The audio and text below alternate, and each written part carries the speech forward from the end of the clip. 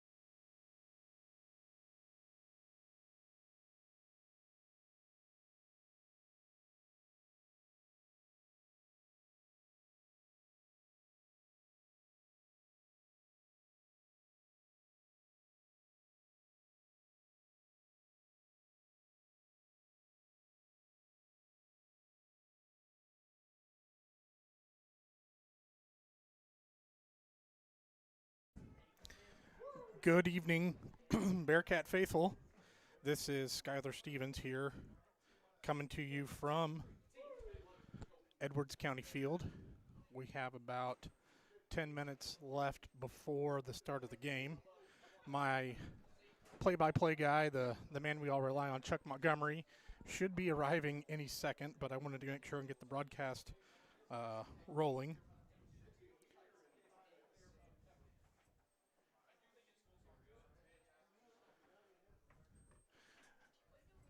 We will not have the best view to show you or bring to you this evening.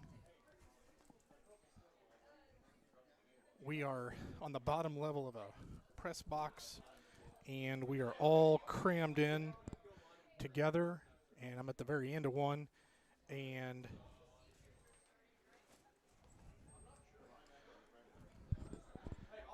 The view I'm going to have may even possibly be obstructed by some fans if they decide to stand up.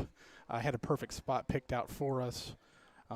Had to climb a ladder all the way on top of the barn here, but they kicked me out and said that's where the coaches are going to stand, so we're here. And our Bearcats are going to be close to taking the field. Again, I apologize. There's a window cling in the way. Defensive back number 11, Wyatt Greathouse. Defensive back number 21, Jackson Hensley. They're doing the starting lineups for Edwards County right now. They're doing the starting defense. Number 12, Dylan Breather. For those listening, I hope everyone is just as excited as I am. We've got actually a pretty decent-sized crowd already here with still a few minutes to go before the game. Everything these kids have been working towards from the first day of lifting March 1st of this year has built towards this game. And I couldn't be more proud or excited to be a Bearcat tonight. It has been a long, long time since we have had the 9th game of the year, the final game, actually be meaningful. And we'll go ahead and just state the obvious and get it out of the way. But a win tonight over Edwards County will get us into more than likely the 3A level. We will be in the 3A playoffs. So if we fall short, that does not mean this has not been a successful season. This has been beyond successful for these kids and for the coaching staff. We have won a combined 2 games over the last 3 seasons, and we've already doubled that win total this year. I know that the kids are excited. They've talked a lot about it this week. They've tried not to overplay it too much.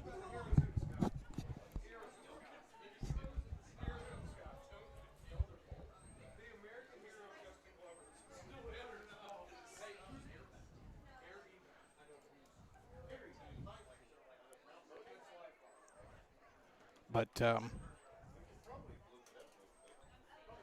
it's just been a fun week. Everybody wants to see us play another week here. I talked to Coach Stallman. I mentioned something about basketball, and his first response was, "I'm hoping that we get another week of delayed basketball." And I told them, I said, "I'm going to go ahead and get started. I knew you were coming." I said we don't have the best angle view of everything. Yeah, this is I think this is probably the lowest we've been down on the field. Not as high up as normal. And we may need to switch if I'm going to run the camera. Yep, let's do that. And again, I apologize. Our camera work is not going to be the greatest. I will do what I can. About 6 minutes till kickoff here. Again, I was just kind of telling how all of our listeners that this has been a very exciting week for CZR. Even if we don't win tonight, this is still a successful season. Absolutely. And coming into the season, if you would have told us that we were going to be sitting at 4-4 in week 9, I'd have told you were crazy. Yeah. I know there were his expectations. But even Coach Rude at the beginning of the season, he was like, "I'll be happy to win a game." That's starting to turn the program around, and that's what this was about to this season, is getting things turned around. So, again, this game, it has a lot of implications for postseason, but it's not going to define, if we don't win, it's not going to define our season. It's just something that we can build on for next season and years to come. A lot of it was just getting over the kind of that hurdle we've been stuck in. We've not been able to enjoy football, talk football. It's like, I remember, you're just like the last couple of years, like, you just want to get it over with, no kids get hurt. Absolutely. And granted, I know that you and I are doing this, and Luke's doing this on the air with us at the home games as well. But I'm getting text messages from people in the in community talking football. Okay, so that has not happened this season. People want to know what's going on. Oh, I'm going to film this. We have Yeah. a helicopter, I think, delivering a game ball. Yeah, maybe? this is the game ball coming in. So it is, I don't know if you mentioned it, not only is it senior night here tonight, it's Well, also homecoming I'm going to say for them. I know I've got a listener, Sarah Wilson, who's been wanting to do this for JFL, so she's going to be really irritated when she sees this. This is actually pretty neat. Oh, this is awesome, yeah. And for those listening at home also, as you're seeing the helicopter, it is Edwards County's homecoming night. So this is our third homecoming this year. We got CZRE, we got Fairfield, so for next year's football season, if anybody's bored, just go ahead and invite CZRE to your homecoming festivities. Exactly. We're happy. And senior nights, yeah. we're just And we've got nothing better to do. I'm just curious. I obviously just came in. Did they do their ceremony stuff beforehand? They did. So we're not going to have another 35-minute halftime. 35-minute halftime like we did last week. And I'm going to be honest with you. That was just that took a toll. Yeah. Granted, we weren't really in that game to begin with, but it just seemed like it drug on forever. This is a really cool moment. I've not seen this before. I have seen it. I've heard of it happening. I think CZRE did a few years back, did this for a playoff game. But outside of that, I have not seen this. Looks like the team captains came out to receive the ball. Yep. So we're talking football now. Like we've kind of talked about everything that's on the line tonight. We talked about where how this is still a successful season regardless, but we want to win.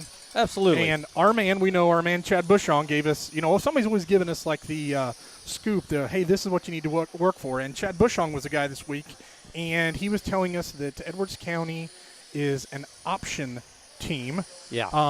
They have one extremely talented lineman that was first team all conference last year, but they run an option, and according to Chad Bushong, he stated that they are not afraid to pitch that 20 yards something downfield. Right. So they'll continue that option. You think you're going to pin the quarterback down. They are still in that, and they are still going to pitch that out. So it's going to have to be some disciplined defensive scheme for us. The option sucks. I hate it. Yeah. I hate trying to defend it. The one thing that I do think is going to play into our hand tonight, though, is you can stop an option with speed, which we have a ton of. Yeah. We struggle against maybe some of those bigger, stronger offensive lines. Well, if they weren't trying to run the option, you have speed on your corners. Right. And the key to going to be stopping this option, if this is what they're going to continually run, is going to be getting to that quarterback and forcing him to make that decision really quickly. Yep. And, we've mentioned this multiple times, and we've seen it really come out the last few games. I know Caden Niblett, multiple occasions in last week's game where he stayed his edge. He made the containment, and he forced that quarterback to take the ball inside, and that's what's going to happen here. That's what we have to have happen, I should say. Our ends or whatever the scheme that we're using, if it's going to be the corner stepping up, but they're going to have to force that ball back to the inside, and then our pursuit and our linebackers are going to have to make the play. Absolutely. And as a Yerovac team, you're going to see our team kind of behind the helicopter as it takes off there. Coach Rude moved up all the freshmen that wanted to come and practice, which I thought was a great gesture because these kids do practice a lot together. And, he's given them the option. You guys are going to show up practice. You're going to dress tonight. Well, if we get in, you're going to dress You're for going to dress for playoffs, exactly. And, there's no better situation I could ask for. I think any Chris fan could say, having Mike Rude as your head coach who has been in this position countless times and having that knowledge, that experience, Coach Sherrill as well, he's done it a long time at Heron. He's been playing. Those guys there are going to put these kids in a position. I think they've already moved on. They forgot about Fairfield. Yeah. And all their focus has been tonight. And the best way for us to do this, Chuck, and I think you're agree, is just to come out and we punch Edwards County right in the mouth. If we're receiving, we go down to score. if we're on defense, we get a quick three and out. Yeah, I agree with you. You and I tried to do the broadcast for the JV game on Monday night. Power situation didn't allow us to do that. We ended up being on the chain game, so we're multifaceted here. We can't do the weather. We don't have our weatherman here, but when we was down on the field talking, and that's one of the things that you and I talked about on Monday night, is that this is best case scenario would be for us to come in, either make a defensive stand and then drive the ball down the field for a score, or to take the opening drive, our opening possession, and put points on the board. Okay, so it does look like we are going to be kicking off. Yeah. So let's say our defense. And again, fans, for those just clicking in, I apologize. We just do not have a good angle to really operate our camera. Is that zoomed out as far as it'll go? Yeah, I can zoom out some more. I'll do the best that I can. Yeah. But there are going to be windows. There's going to be times it's blocked. I may have to actually take the camera off its perch to show some things. Just so bear with us, folks. And I'm at an angle as well for the left side of the field as I'm looking at it. I really have to lean out this window to see it. So During that period, Murray has officiated over 1,000 games at all middle and high school. I read this earlier today. I did not realize that he was on this game. Who is this? I don't remember the gentleman's name, but he's been doing this for like 50 some odd years. Wow. And this is, there we go, 58. Thank you, Murray. Again, while we got time for kickoff, you can see our sponsors scrolling up at the top corner of the screen. Thanks to them all season long. Again, our guy Luke Sager, really appreciate all the help him and Tiffany have given us in helping this go. And so, folks, if there is a true Christopher Bearcat super fan, it is Luke Sager. Folks, here we go. It's a kickoff. It is down to number 30. Picks the ball up at about the 30-yard line. Comes to the sideline, driven out of bounds at about the 45-yard line by Leo Tucker. That's where the Lions are going to take over 1st and 10. Well, that's a good start. Logan had a pretty good, well-placed kick. I liked that kick. And let's see, we'll get the defense set up, and we'll get things. And after the return, the Lions will start their first possession of the ball game at their own 38-yard line. 38-yard line. So, see, that's So, a good start for us. It's, again, it's kind of difficult for me to see exactly the markings on the field, so my apologies. I probably gave that a better spot on the catch than I probably needed to. All right, so Lions take over 1st and 10 here in the first quarter. It's going to go up the middle, and nice play by the Bearcats. 51, Brogan Mitchell. Brogan Mitchell, he He's busted fired up. that play up, dropped him for a solid. It looks to me like it's going to be about a 2-yard loss, maybe. So that's part of that option. Well, The they called it no gain. They called it no gain. The quarterback has the option to hand it off to the running back right up the middle, or he will run outside with the running back behind him to try to describe the option the best way I can.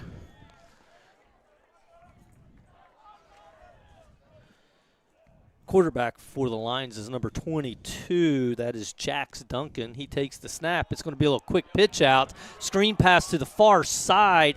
And number 21, that is Jackson Henley for the Lions. Picks up a solid 12 yards on the play. Good for a Lions first down. So a different look. I know probably wasn't looking for that one, but it was just a simple wide receiver screen and a nice pickup for the Lions. You know, the thing about that is that, yes, that's a nice pickup, but if we can stall their run game out and they're relying on screens and gadget plays and stuff, that's going to play into our favor. Exactly. 1st and 10 for the Lions. Ball is sitting at the 47-yard line, and it's a keeper up the middle by the quarterback. He's able to power his way, still going. Looks like he made it all the way up to the 35-yard line, the Bearcats 35. So that's going to be another Lions first down. And as we know, Edwards County's 2-6. Their record is deceiving. They are not a 2-6 team. Yeah. They've played Fairfield within 5 points. Yeah. They have played. I'm trying to forget some other ones. They have played some really good football. Didn't they play Cesar for a solid half? Yes. Yeah, that was a real close game when they was up at Cesar. 1st and 10. Ball is at 35-yard line. We're in the first quarter here in Albion. It's 10-13, and it's another handoff up the middle. Looks like a possible, I'd say maybe 6 yards on the play. See, I'd like to cut that down on first down. Yeah. So we had the first time we had the tackle for no gain. Kind of shortens your playbook a little bit. So I Right. would like to see us do a little bit more to slow them down. Yeah. So it looks like the spot, they give them 4 on the play. I'm probably going to be off on my spots a little bit tonight just because of our angles and such. But nonetheless, 2nd down and 6 for the Lions. 9:38 here in the first. And it is Duncan under center for the Lions. He hands off to number 33, and it is for the Bearcats, number 71. That's Chris Monteith. Yeah, he read that one. Short gain for the Lions, maybe 2. Bryden Huey was in there, which is nice to see him. He Brian's took getting a lot of action the last few weeks. He took a tough few hits in that JV Yeah. game, and it's nice to see him. Yeah, he's really stepped up. Like I said, he's a sophomore. He's starting to see more and more action at that middle linebacker spot. He's a good athlete. He's a very strong runner. He's a very solid tackler. So he's getting a lot of playing time here on this defense. It's 3rd down and 4 for the Lions. The option is going to be a pass, rollout, pursuit, and we got it. Oh, nice play, nice play. That was, let's see, who was it? That was I could not tell who was I think chasing. that was Johnny Gaddis who was closing in on the quarterback, had him in his grasp, and forced him to throw that ball away, basically. This is a big play right here. This Yeah. is 4th down and 4, and this is how you set the tone. You get them off the field, you get your stop. You can look at it and say, hey, they only had one big play so far. Mm-hmm. We got them off the field. Let's get the offense Yeah. on and get it going. So this is going to be a key 4th down here. Let's see what we can do. 2 wide receivers to the bottom of your screen for the Lions. They got the power I formation in the backfield. It's snap, and it's going to be a pitch to the back. We've got that. We read that one well. He's Stopped. short. Yes, Monteith once again. Chris Monteith's ready Yep. to play tonight. Yeah, he is pumped up. He hit that in the backfield. Momentum carried the runner start. an extra yard or so, but nonetheless short of the first down, and the Bearcats are going to take over on downs here. 1st and 10, and it looks like the ball's about their own 28-yard line. Now let's go down. Let's put 7. Let's put some pressure because That was the stop we talked about. That was Yes. the stop that we And- wanted. And, I hate to say teams quit, but when you're not going to make the playoffs, we've been in this spot. Yeah. You get a team down, sometimes they just mail it in, Yeah. and it's a possibility if we could get them down that may happen. Right. Leo Tucker spread wide to the bottom of your screen here in this formation. It's going to be a handoff to Trip Fletcher. He cuts it back to the inside and maybe picks up a yard on the play. They'll give him a yard. I from what I saw, the hole that looked like it started to develop. If that hole is there, Hunter Hammonds may chew up some yardage tonight. Yes. Oh, yes. Because his style may fit this game really, really well. And like I said, it's just a matter of getting things. You get things offset, get that power inside, then you can hit him with trip to the outside. Right. As you know, that first possession, always a little bit of a feeler, so to speak, trying to figure out what's going on. We have, it looks like Landon Butler spread wide to the far side. Schlakey in motion. It is a handoff to Schlakey. He's got the edge. He's at the 45-yard line, still running, makes another move at the 50. And he's finally brought down at about the 43-yard line of the Lions. Nice gain, probably about 30 yards, I'm going to estimate here. It's a big play to start with. Yeah. And like we said, your outside game, it gets going. Then it forces the defense to expand, and then your inside game is open. So I'm encouraged. I'm encouraged. Yeah, that was a nice look. Schlakey in motion on the handoff. That was a new look for us. Timing was perfect on that.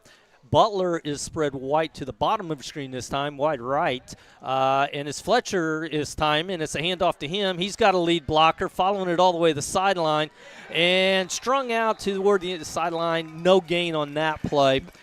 They did a good job of stringing that out. Noah Wilson was out there lead blocking, and it looked like he had 3 guys he was trying to block all by himself. Yeah. And sometimes you tip your cap. Defense had the right call. Yeah. And that's okay. Yeah. So we've gone trip to the right side twice. Really haven't gained anything, and we've got the one long run to Gage.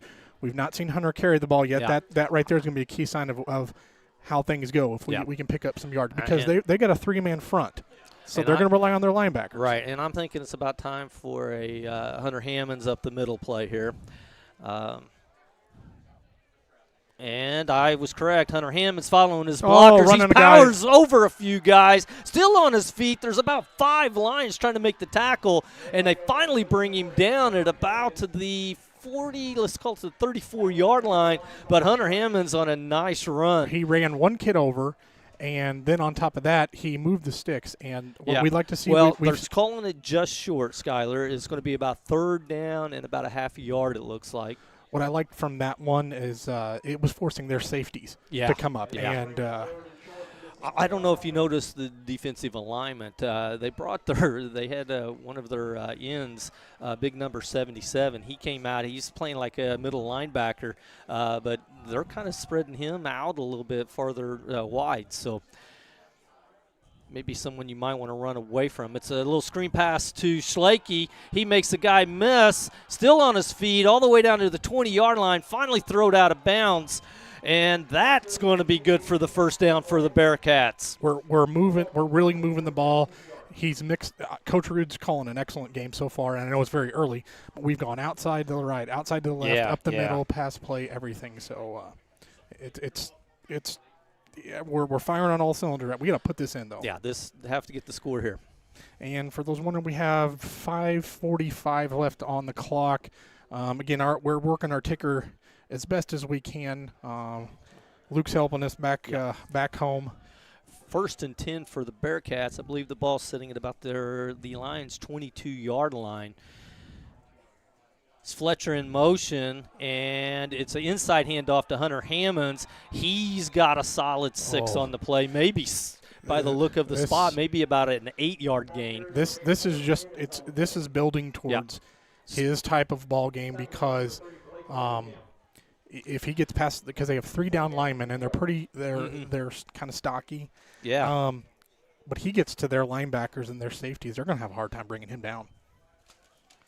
Yeah, I agree. And the offensive line so far in that inside game, we're kind of moving people and creating some space. So this might be the Hunter Hammonds game tonight. It's going to be Hunter Hammonds once again. He breaks one tackle, pushing the guy. He's pushed number 30 all the way to about the 3-yard line. Is another first down for the Bearcats. Looks like it's going to be 1st and goal from maybe, let's see what they call it. I'm thinking about the 4 maybe. 4-3-4. Yeah, so 3 or 1st and 4. goal. Chewing up lots of clock, moving the ball. Linemen are getting off, firing off. That's why this is our linemen are doing an excellent job of getting on their line in front. I agree. I do not look for us to get cute here. I look for Hunter Hammonds once again. Maybe one of the motion guys getting it. It's Schlake on the motion, and it does go to Schlake. He's got the outside edge, and he just walks into the touchdown. There we go. Gage Schlake on the 4-yard run for the score for the Bearcats.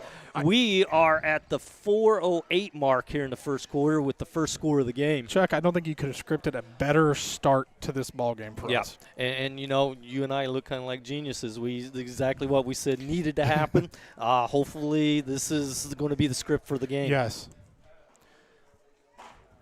Those of you out there that know Skylar and I, you know that we are geniuses. So just ask us, we'll tell you. I can't wait till somebody sees us at the parade tomorrow and reminds us that. No kidding. We're going to see it now. 2-point conversion for the Bearcats, and it is Fletcher in motion. We jumped. There was a false start on that one, so that's going to back it up 5 yards for this PAT.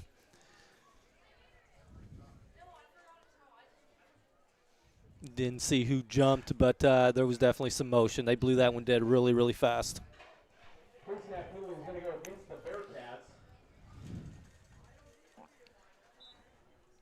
And after the penalty yard is assessed, we will retry the point after. Waiting for the call to come in. Coach Rude sending it in. Looks like Landon Butler's bringing it in. Yep.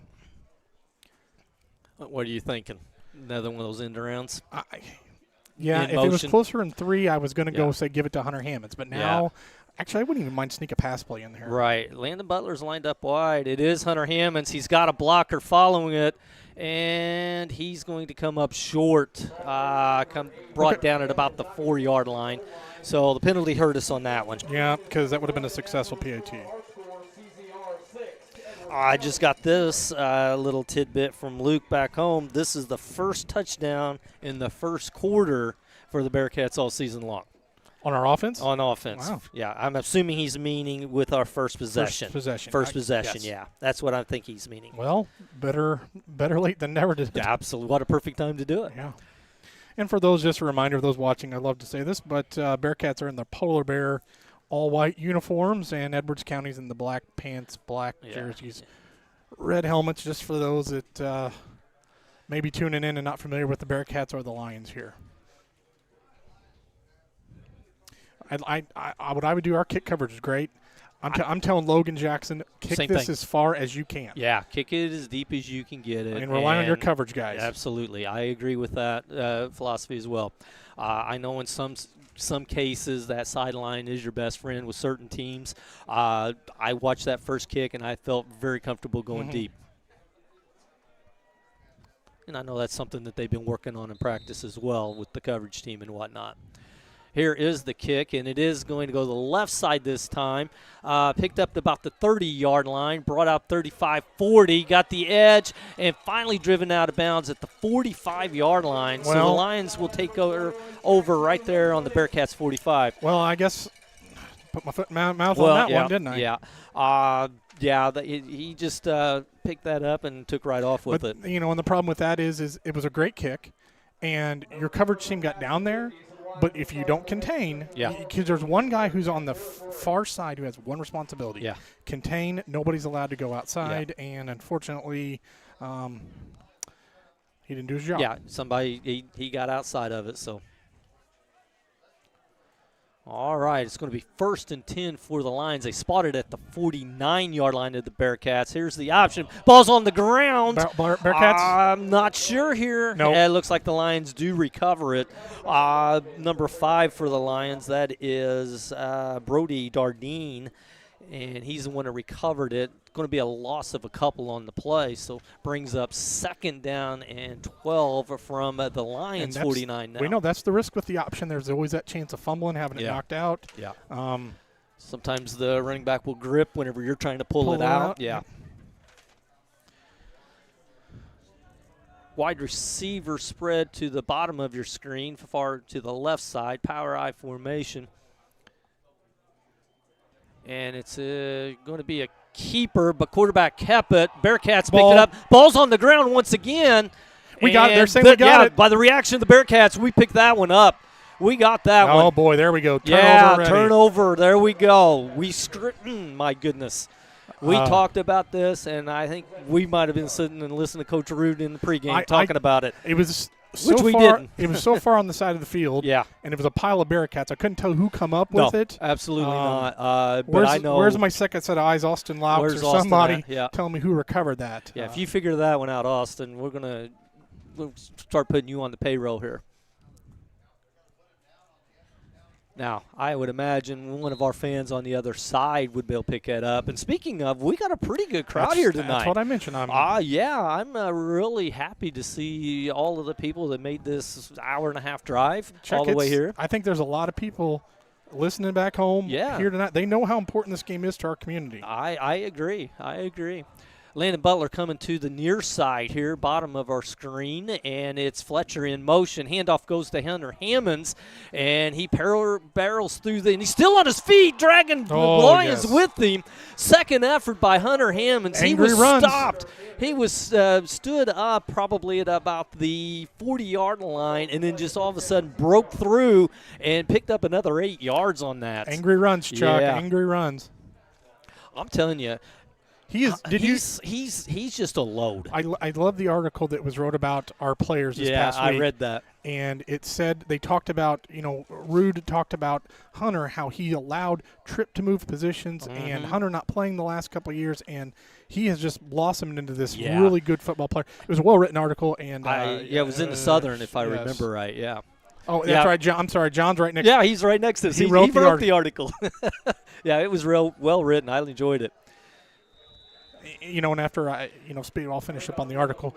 It allowed what a lot of us have said. Coach Rude's going to give success to his kids. Yeah. And it allowed 5 kids to get a chance to talk about their success, talk about what football means to them, and it was great to see.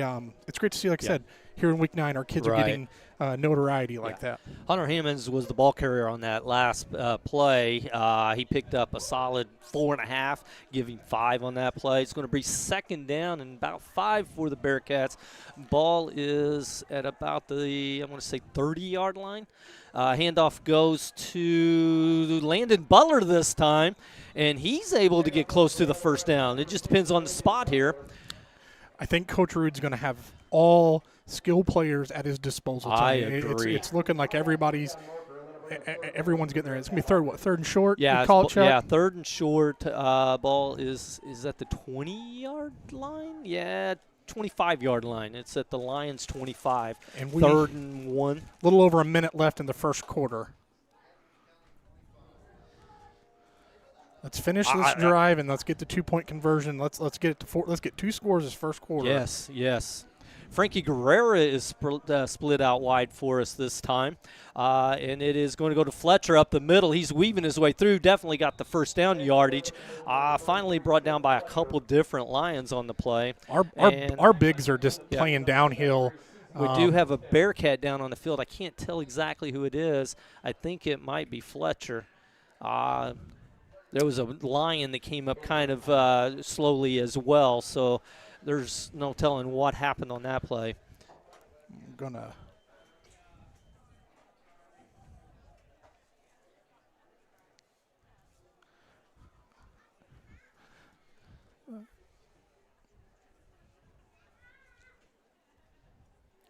As you can see, the Bearcats taking a knee on the far sideline over there as the coaches are talking. He's just huddled over a little bit. So I'm hopeful that it's nothing.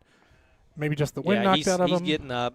Looks he's walking off the field a little gimpy. So he probably everyone knows he had a sore ankle. Yeah, it's that right side that he's kind of favoring right now. And he had a sore ankle, and it's probably just bothering him a little bit. You know what? You can count on Trip Fletcher. He's going to be right back in there. He is not. They're going to have to tie him up to the bleachers on the other side to keep him from getting back in this game. Trip knows what's going on. Him and his dad probably had multiple talks about what playoffs mean and everything. He knows the importance of this, absolutely. But that's also the good – that speaks to our depth, though. We have skill players that can – Tripp's going to go out a couple plays. We have multiple guys that can come in and carry this ball right now. And right now it looks like you got Hunter Hammonds, you got Landon Butler in there. Frankie Guerrero just checked in. I'm probably going to say that Butler's going to step in as that running back in that wing back position, and he does. Frankie Guerrero split wide to the left side, top of your screen. Schlakey in motion. Handoff goes to Schlakey. He's got a block, cuts it inside. Still on his feet, and finally brought down. My guess is 10, maybe the 10-yard line. It's, again, hard to see from here. Solid, it looks like 7-yard, 8-yard gain on that play. We're just getting big chunks, Chuck. We're getting big chunks, and we're down to 20 seconds left in the quarter. I don't know if we're going to try to run one more play or if Rude's going to let it go to the end. Yeah, it looks like we're going to switch ends here. It's down to 10 seconds, and they're just waiting, run this clock out. Couldn't ask for a better quarter. No, absolutely. You couldn't have scripted it better for the Bearcats. If you're one of our people watching and you're glued into Bearcat football, wanting to know if we're going to make the playoffs, if we're going to win this game, we're sending a message right off the bat in the first quarter. We're playing excellent football. So. Yep. And the boys, I worried. I don't know about you. I worried coming off of that game last week. What is our mentality going to be? We just got it. We got handed it to us in every aspect of that game. And I know the message was, forget it, leave it there. When you get on the bus, it's over. We move on. But it's easier said than done.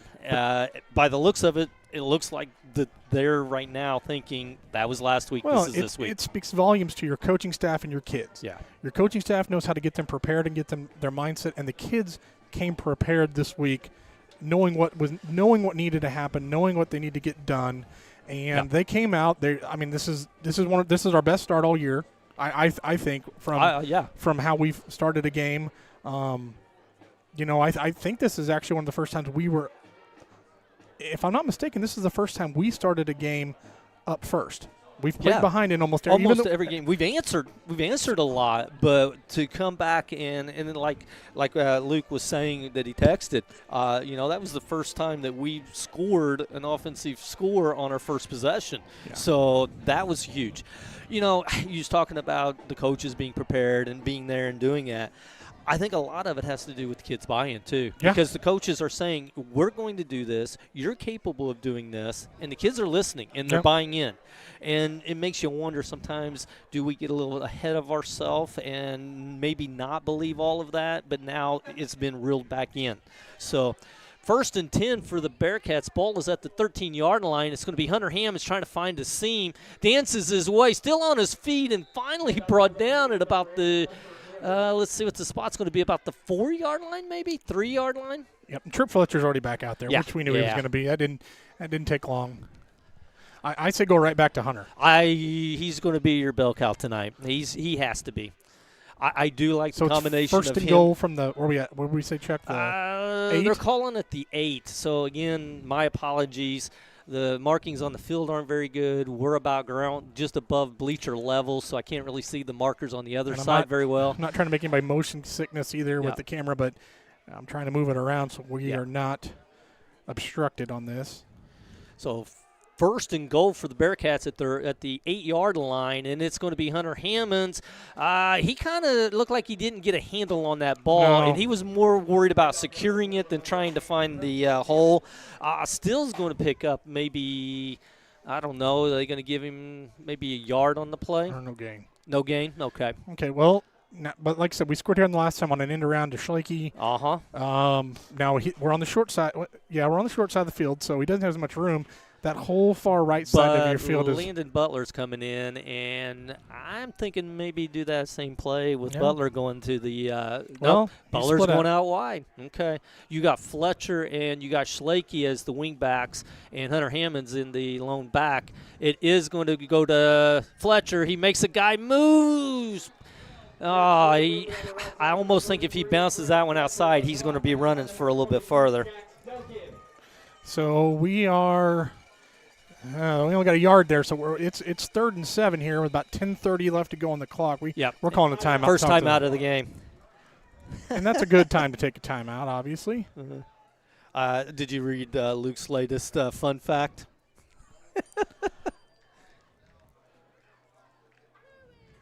2 carries for 110 yards. Wow. What game was that? DuQuoin over Murphy. Yeah, 14-0 DuQuoin over Murphy in that game.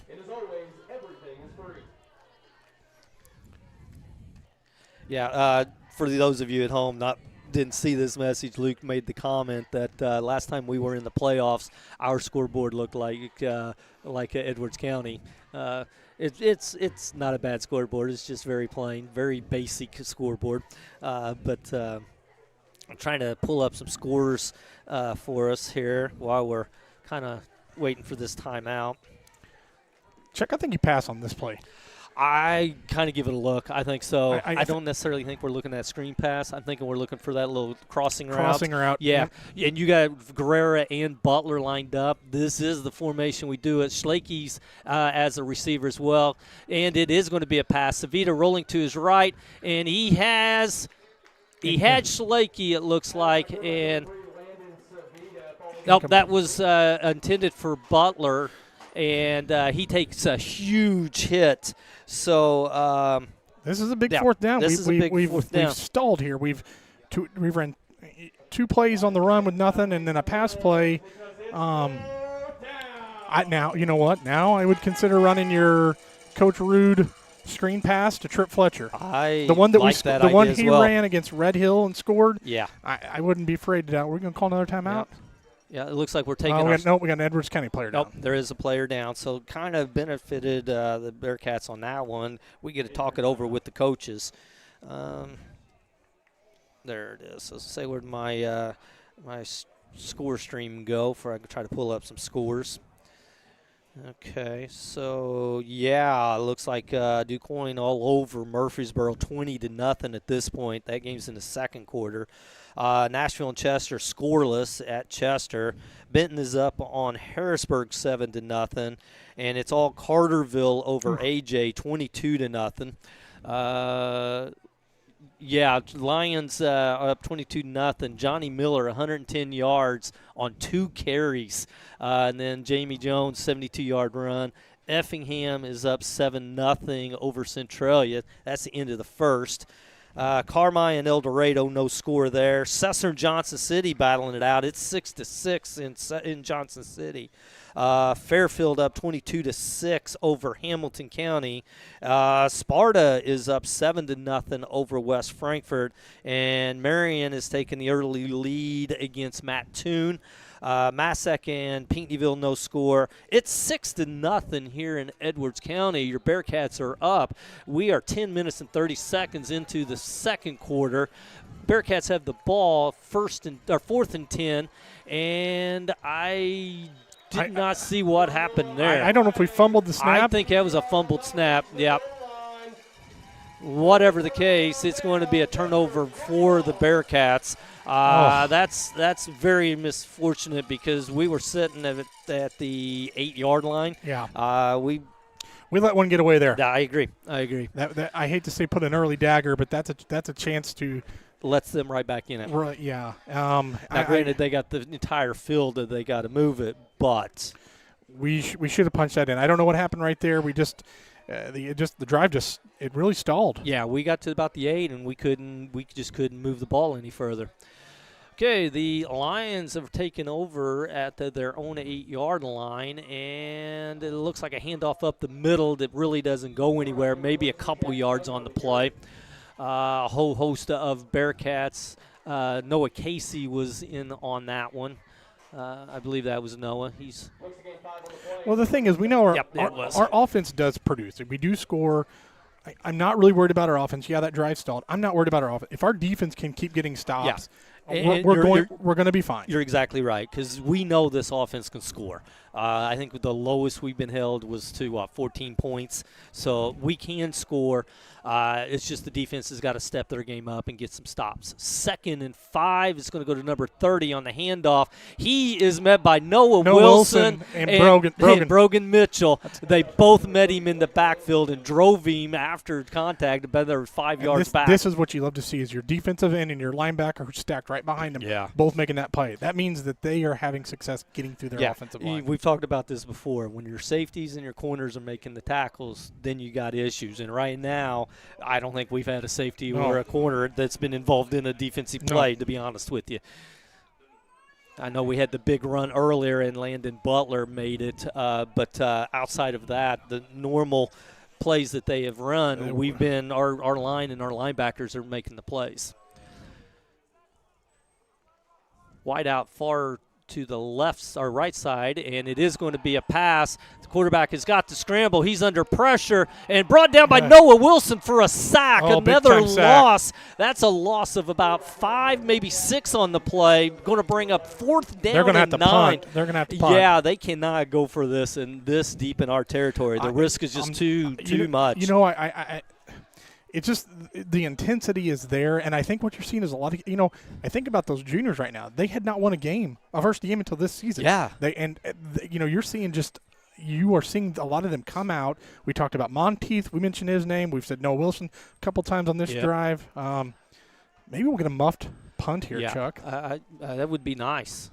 Drop it, goes through his hands out of the back of the end zone. Who we got back? LB back to return it? Yeah, LB is back. It is a good snap, and it is a good punt. It's going to bounce at about the 38-yard line and finally comes to rest right at the 44. Good field position. Nice field position. The Bearcats are on the Lions side of the 50, so they will start 1st and 10 from the 44-yard line. So that's great. They weren't able to flip the field. We've got a short distance to go. 8 minutes left, 7:53 left on the clock here. So, we'll get the ball at half too. So it would be nice to chew up 3 or 4 minutes here and put one in. Yeah. And get a stop, and then maybe get to half and then get the ball back. So this is a key drive here. It's early still, but this is a key drive. Yeah, I agree with you. We have, it looks like, is that Slakey to the split wide, and Fletcher in motion. It is going to be a pass, and it is to Slakey. He's over the middle. He's at the 20. He's at the 15. He's at the 10. Finally brought down at about the, I'm going to call it the 6-yard line. Let's see where the spot is. It's going to be down at the, oh my goodness, right at the goal line. Okay, now go get Hunter Hammonds. Go get Hunter and just say, take this in for us. We talked about the crossing route on the field on the third down. That was that crossing route. 44-yard gain, yes. by the way. Nice play. Nice job. I love that crossing route play. Yeah. Hunter lined up in that backfield with Tripp. Yep. And it's going to be a timeout by the Bearcats. So that's that's the second one. I'm okay with that timeout because there was such a long pass play. By the time you're trying to get your linemen, getting everybody down there, get set up, get the chain set. Yeah, I didn't even see what the play clock had on it. I think it was running down. It was a perfect time to say, all right, let's take time out, regroup, talk about it, and he had a lot of time to throw the ball. Oh, yeah. I'll tell you what, Landon Savita, he does a really good job in the pocket. He doesn't get flustered. Nope. He reads the field very well. He's definitely over from watching him last year to this year. He feels so much more comfortable back there. A lot of it has to do with the protection that he has this year. It was a different scheme last year, and it was a different style of football. But I think this, even though he's not passing as much, I think this suits him very well. It is Hunter Hammonds. He's going to barrel his way in. No signal yet. Not sure why not. He's about a yard short, Oh, my goodness, yeah. So we thought they were at the 1. Again, this field angle, we struggle with it here, folks. So we started at about the 4, and I think we maybe picked up a yard on the play. So it's going to be a second down and goal. Ball sitting at the Lions' 3-yard line. Pretty close to where we were at just a few minutes ago. So we can't let this. We got to get points. This one you have to have points. You cannot give them 2 defensive stands on their own goal line and not get any points on it. Svita hands off to Hammonds once again, and he's in. There he is. He's in for the touchdown, folks. Now I got to give credit to the bigs. Yeah. So our linemen who have held up pass blocking. So you got Xavier Miller. He's a senior. He's your starting center. You have Brogan Mitchell, your left guard, senior. Noah Casey, your left tackle, senior. You got Brody Mitchell, Brody Richardson. Sorry, Brody Richardson is your tight end. He's a junior.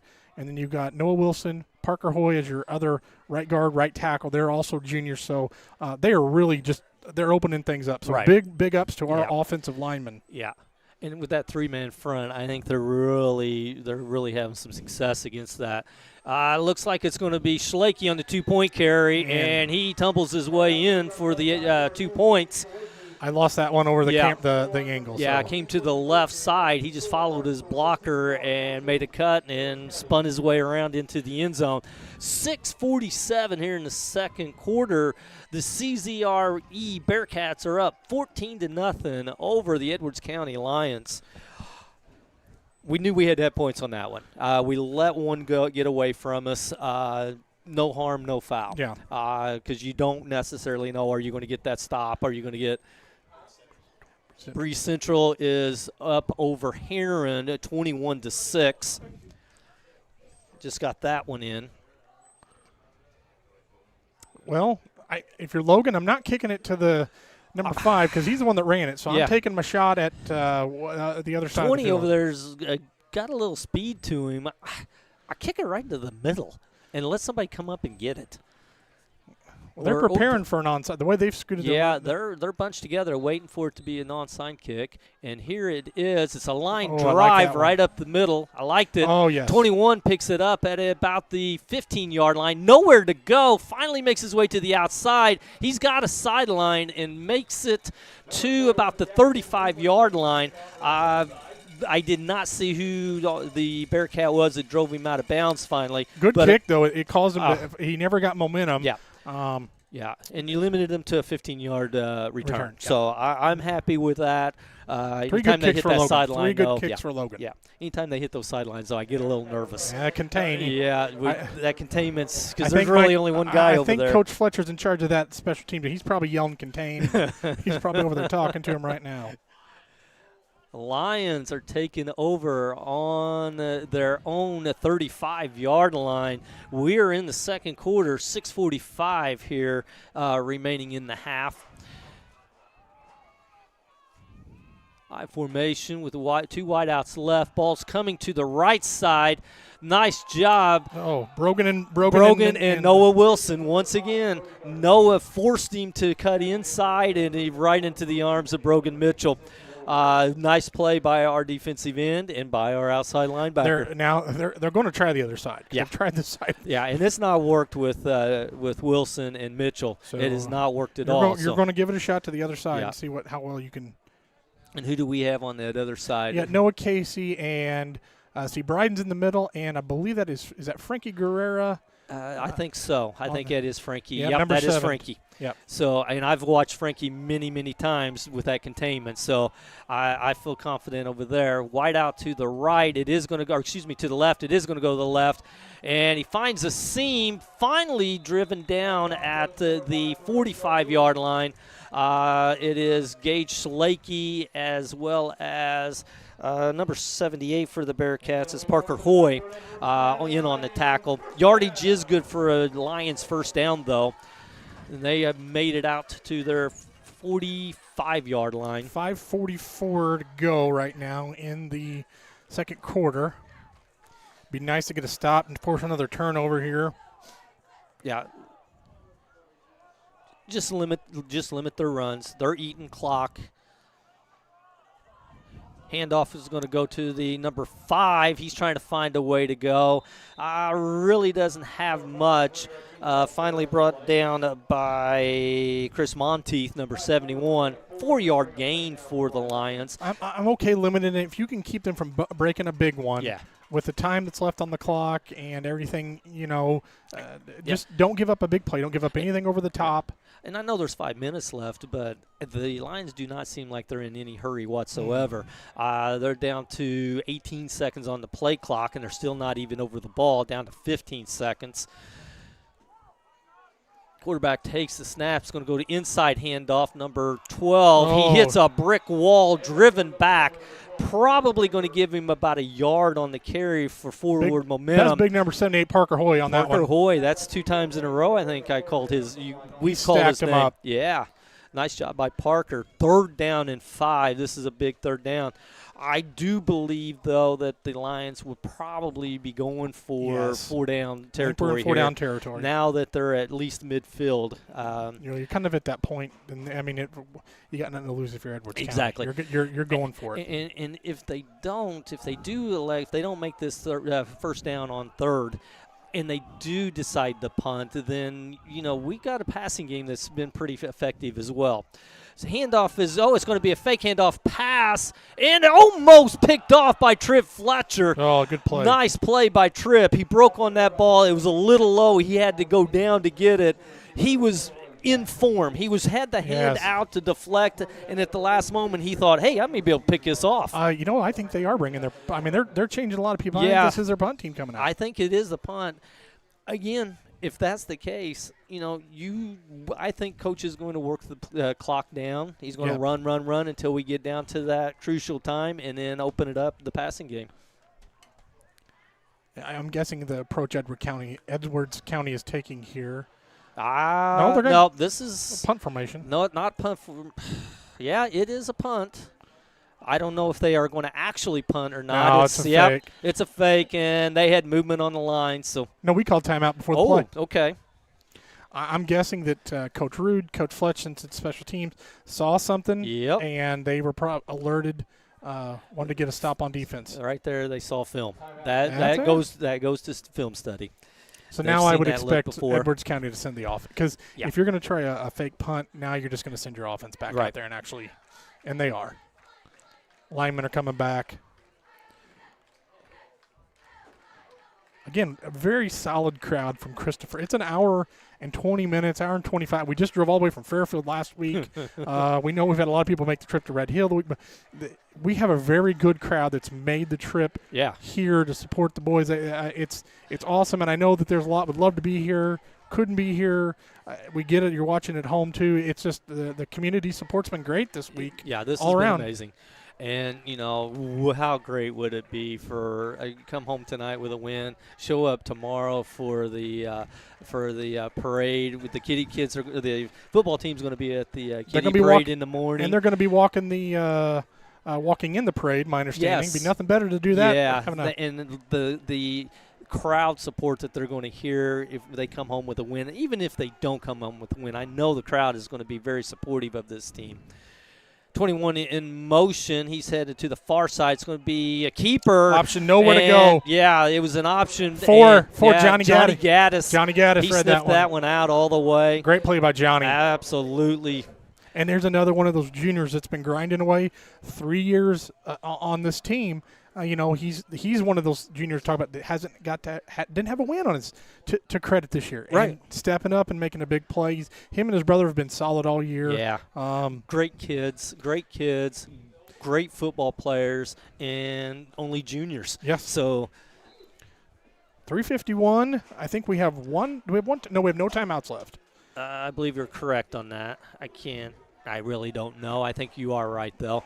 Savita under center. You got Guerrera and Butler to the far side. It's going to go to Schlake on the far side, and he's going to pick up about 12. Finally driven down by number 18 for the Mules. They brought a blitz. Yeah. And he got that ball out so fast to Gage. And, Savita, like we just talked about it. Yeah, he's dialed in. He saw that. He sniffed it out. Him and his receiver were on the same page. So great call, great read by both Schlake and by Savita. 1st and 10 for the Bearcats. The ball is at the 37-yard line. 1st and 10. Clock is winding. 3:25 left, and it's going to be another pass. Savita's got Landon Butler over the middle. He's trying to make a guy miss, and he finally does. He picks up another 5 yards after the catch and real close to another Bearcats first down. Oh, we got a flag. I'm hoping maybe that's a face mask because where it's thrown at. Yeah, I think it is. No indication yet. We're not talking. Well, back judge is waiting for the referee to come in. Maybe a horse collar? Landon was the only one. Butler was the only one near that for the Bearcats, so it's still no indication. They're talking it over.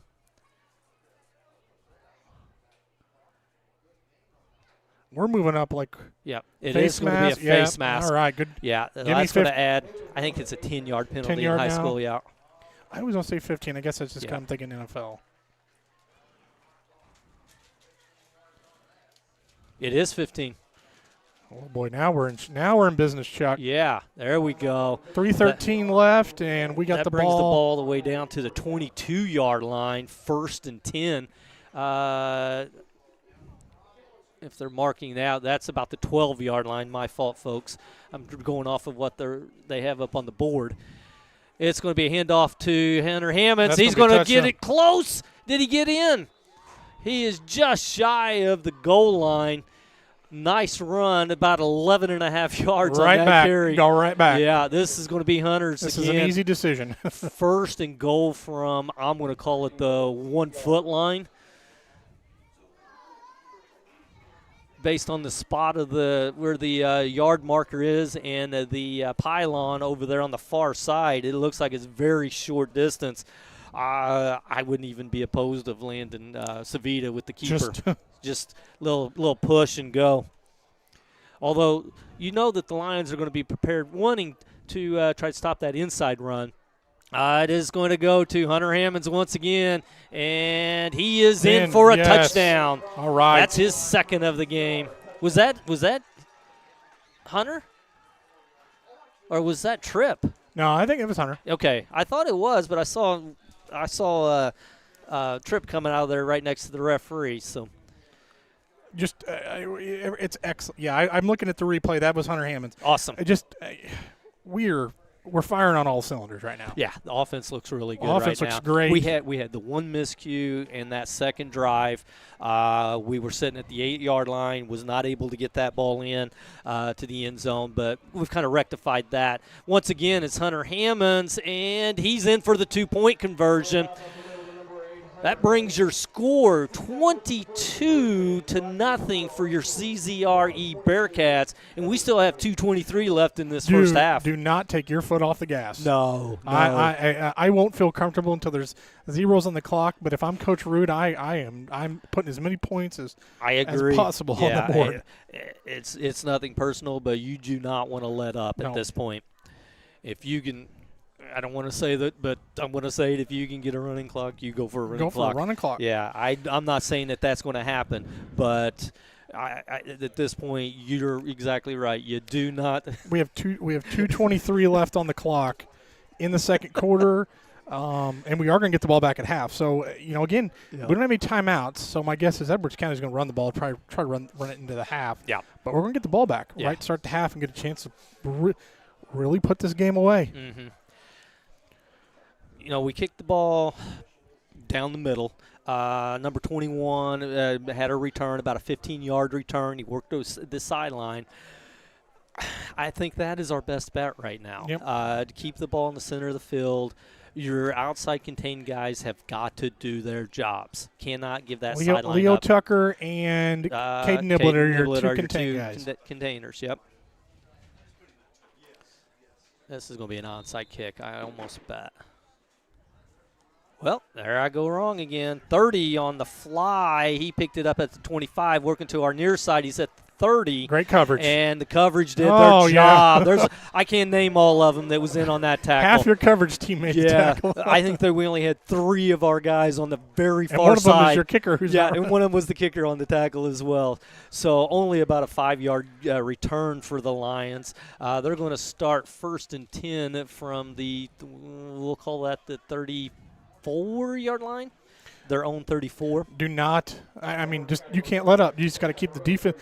Whatever you're running, the defense you're calling, keep the pressure on. Just keep it coming. Yeah, I agree. 2:18 left here in this first half. Bearcats are up 22-0 over the Lions.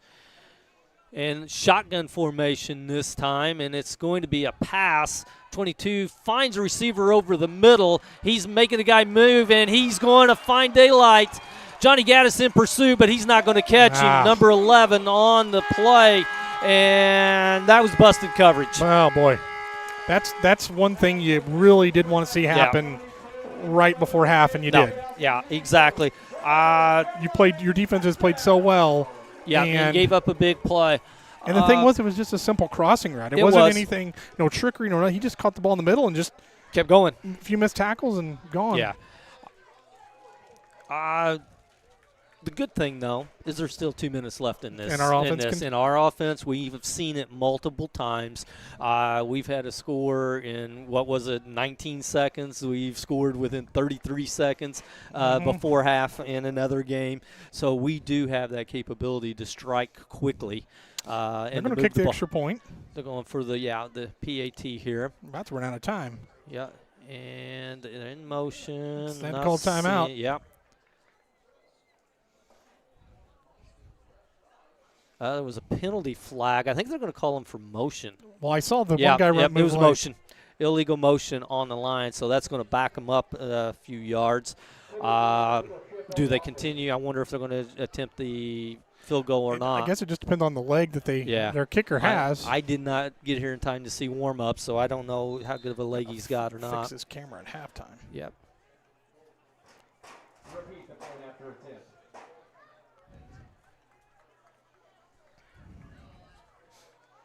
Yep, they're lining up to attempt the PAT once again. Number 21 for the Mules. That is Jackson Hensley.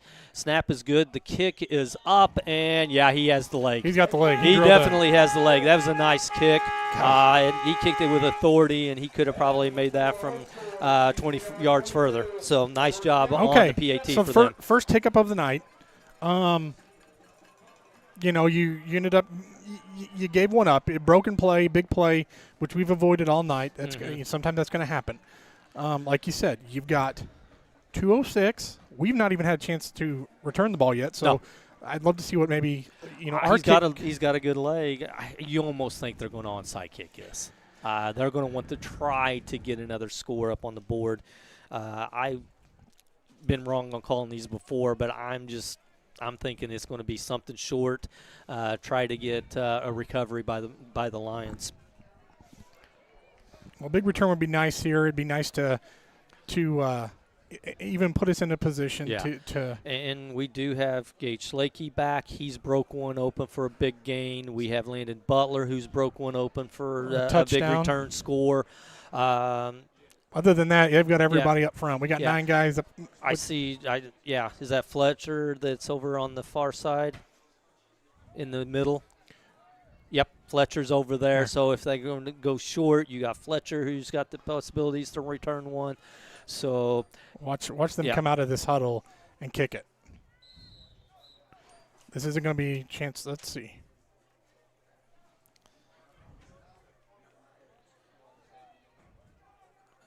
Yeah, they're going right at the right side. Out of and bounds. It's out of bounds. That's perfect. Perfect. Had a little bit too much steam on it. They had a guy on this near side. He was streaking down, and it just a little bit too much on the kick from the kicker. But smart play by the Bearcats, letting that one go out of bounds. Don't take the necessary hit. And now, again, we've only got to go half a field. Yeah. And we have 2:05 left to get it done. Bearcats I have been confused on this rule all year long. Sometimes there's a penalty. I'm going to have to look this one up because I miss this call every time whenever it's kicked out of bounds. So I'm not quite sure. Bearcats, nonetheless, are taking over at the 47-yard line. Fletcher in motion. And it's going to be a pass play to Schlakey on the far right side. And he drags 2-3 defenders with him, picks up another 7 yards after the catch, and he gets out of bounds on top of it after the first down. So nice play by Gage Schlakey. That's all-around heads-up play, getting out of bounds too, getting the clock stopped. Pickup of about 12 on the play brings the ball to the Lions' 40-yard line. And most importantly, he got out of bounds. It's a lost art in high school football. Yeah. No one knowing what to do. Situation and getting out. Yeah.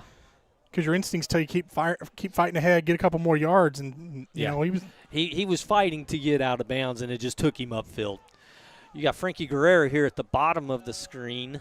And it is going to be a pass, and it's going to go deep to Schlakey. He goes up for it. Might have been contact, but I do not see a flag. Frankie Guerrero wants a flag. He was calling it from the far side here, or from our side.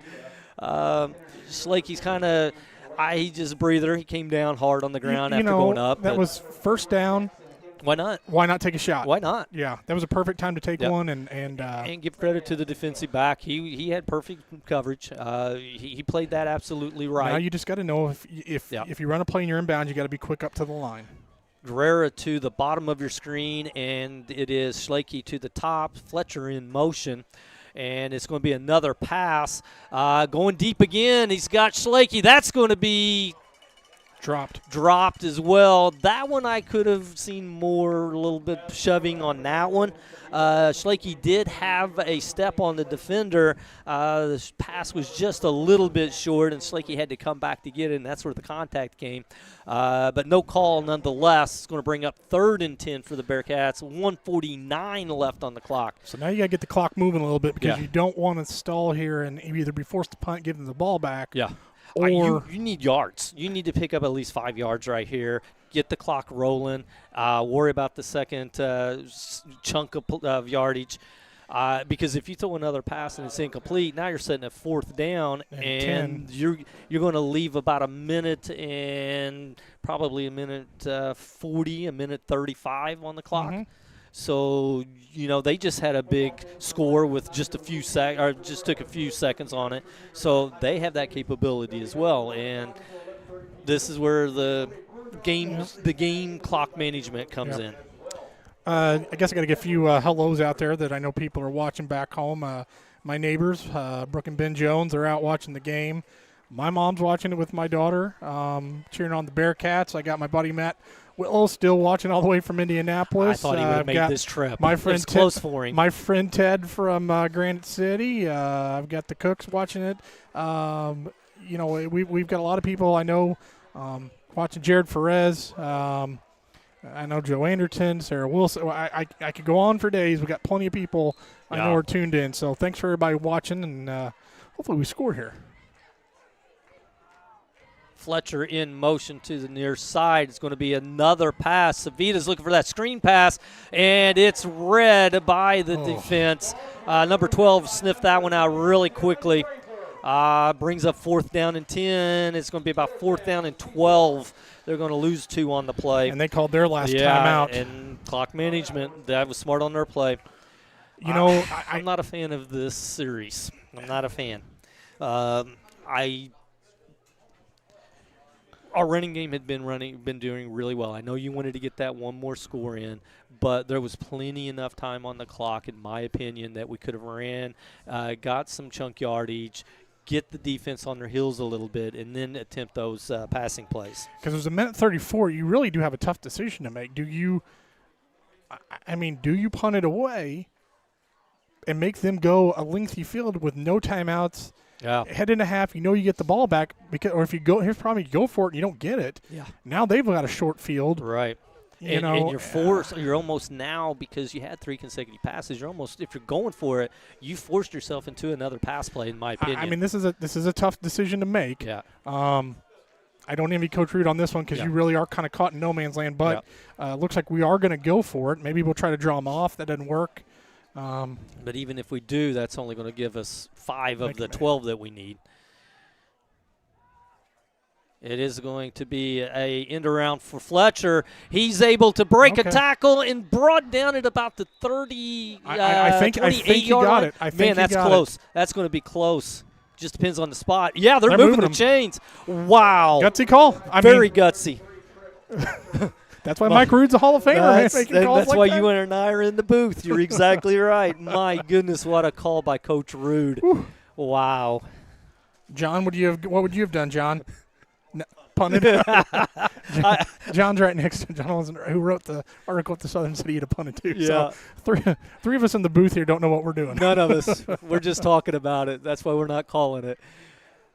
Savita under center. It's going to be a pass play. He's looking deep for Savita. He's got him on the flag route. Oh, another nice play, but there is a penalty flag on the ground in the backfield, so chances are this one's going to be in favor of the Bearcats. I think some pass interference. I do believe so. Well, you've gone at that guy 3 times, and Gage is going to have not only speed, he's going to have that vertical on him. And he's size-wise, they're probably about equal height, the number 21. Let's see whether they have him listed at number 21. They got him about 5'10". I think Gage is about a 6-footer. So they're fairly comparable as far as their height goes. Size-wise, about 180. So they're pretty equal on their weight. So we got a minute and 2 left. We're gonna get some yardage here on the pass interference. It's gonna be another first down. You can still run the ball. You just have to get up to the line quick. If you get a first down, you're spiking it. Yep. If you don't get it, get up and have 2 plays ready to go. Yeah. It's 1st and 10 from the 15-yard line. Bearcats are threatening once again here before we go into the halftime. 1:02 left in this half, and it's Fletcher in motion. Savita rose to his. He rode to his right. He threw the ball back over the middle, but the only one even close to it was a Lions. There's going to be a rough in the passer. Yeah, he took a hard hit. He took a hard shot. After the pass. That will be probably half the distance, so that put it about the 7-yard line. He's a tough kid. Man. That was a shot, but it was definitely late. Yeah, it was. And it's going to be marching the Bearcats even closer to this goal line. Personal foul. Rough in the passer. Yep. 57 seconds left. So they're doing us some favors here, helping us helping us out here. 57, like you said, 57 seconds to go. Now you got the ball. They marked that since it was out at the 15, it's not a half the distance. You're right. You got a 10 yards, so it's down to the 5, maybe, what are they calling it? The 7? The 7-yard line. So I cannot see the line for the goal line. I literally cannot see the line on the ground. You're just in an awful. So everything I'm calling is. Makes you appreciate. I'm thinking it's the 5 is the goal line. It makes you appreciate the Johnson City and the Carmi press boxes. Those guys, they know how to do it. And the press box here is a nice box. It just the height of it is difficult for me personally to see from. Savita drop backs the pass. He's got a receiver once again broken up by number 21. He's a solid defensive back. I'm telling you, folks. He's made play after play. They're expecting a pass play. I would love to see us just run Hunter Hammonds up the middle. Yeah. Or get up and I'll get tell up. You what and I use would like to see is that go pass again, but Savita roll out with the bootleg. And roll out the other side because it's open. There was nobody on that far side because everybody's flowing to the ball. I mean, there's 52 seconds. You have plenty of time now. Yeah. With where you're at, plenty of time. The whole playbook's open. Hunter Hammonds is in the backfield along with Schlake. Butler far to the right. It's going to go pass play to Butler, and he has, let's see, yes, there it is. Landon Butler on the touchdown reception from Savita. 45 seconds left here in the half, and the Bearcats put another 6 on the board. I'm going to go back to that 4th down play call. It's a risk-reward thing. Yeah. And give Tripp Fletcher, we didn't get it by a yard, but Tripp earned every bit of those 10, 11 yards to make that was happen. a huge run by Fletcher. Coach Rude. That was guts. Man, I still can't get over that one. Bearcats are going to go for 2 here. It's Hunter Hammonds. Runs into his own lineman, but still churning those feet. Finally driven down by the line, so the 2-point conversion is no good. But the Bearcats have taken a 21-point lead here with 45 seconds left in the half. 28-7 over the Lions. So perfect scenario. We scored. We got that. We gave one up. We got it right back. Yeah. So now you're probably going to do a little squib kick, and they don't have any timeouts. 45 seconds left. You're going to play a more of a prevent defense. I'm thinking you'll give up some yardage, but you're not getting anywhere at the top. Get to halftime with this lead, and you get the ball back. Yeah. I agree with you. I'm kicking it right at somebody on that front line. I know we've tried to call this every time, and we've not been right yet. But my thoughts, they do have a couple of number 70 over there on that far left side. I'm thinking he's my target. Anytime a number 70's on that front line, he's usually not the best. Linemen, don't you? They usually just don't have the best of hands. I could be wrong, and I'm just assuming here, but normally those higher numbers like that, they don't touch the ball too often. And it is going to be a line drive kick too deep. Number 30 picks it up at the 25-yard line. He brings it all the way up to the 40. Coverage. And who was that? 15, Gunnar Schlake. Gunnar Schlake. There is a penalty flag. I thought I saw. Jackson Gaddis was in on that tackle, too. Jackson Gaddis as well. I think this might be a personal foul. I don't know. It was a late hit. Okay. I didn't see the late hit, I didn't either. I'm going to guess. Just where it was called and how it was called. That'll be 15 if it's on us. Yeah. We got personal. Was that a targeting? He went to his head. Yeah. I've not seen that call before. That's a first. Yeah. Helmet. Wow. So we wait till the last game of the year to see that penalty called. I really got to. He's been saving that for the 58 years. He's been saving that call. He's getting that one in out of the way. So that I'll be honest with you. What are you supposed to do on that? That's a terrible.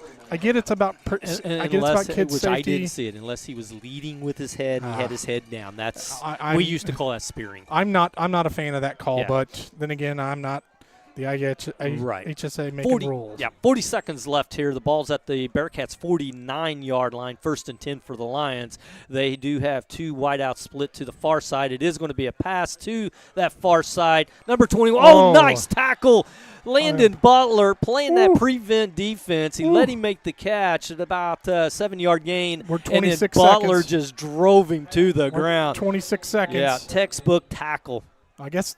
Okay, Edwards County did have another timeout. I thought they were out of them all. I think this might be their last. There's an injured, somebody down over on the far side. Okay. That was an official timeout, and it was the receiver. Butler, textbook tackle, put the shoulder right into the ribs and just kept his feet moving forward and drove the receiver to the ground. So that one's going smart a little bit. Our guy back home, Luke Sager, said that I didn't know. It said targeting is usually an automatic ejection. So again, how do you, if you're going to call that? Yeah. Are you not following all the rules? I mean, I don't want to see one of our kids get ejected, right. but then that just makes me question the call, the penalty. I get we want to protect kids. We don't see anybody get hurt, no concussions, but so the clock should wind. They should be winding the clock now. There it goes, 24 and counting, and the Lions hurry up, get to the line of scrimmage.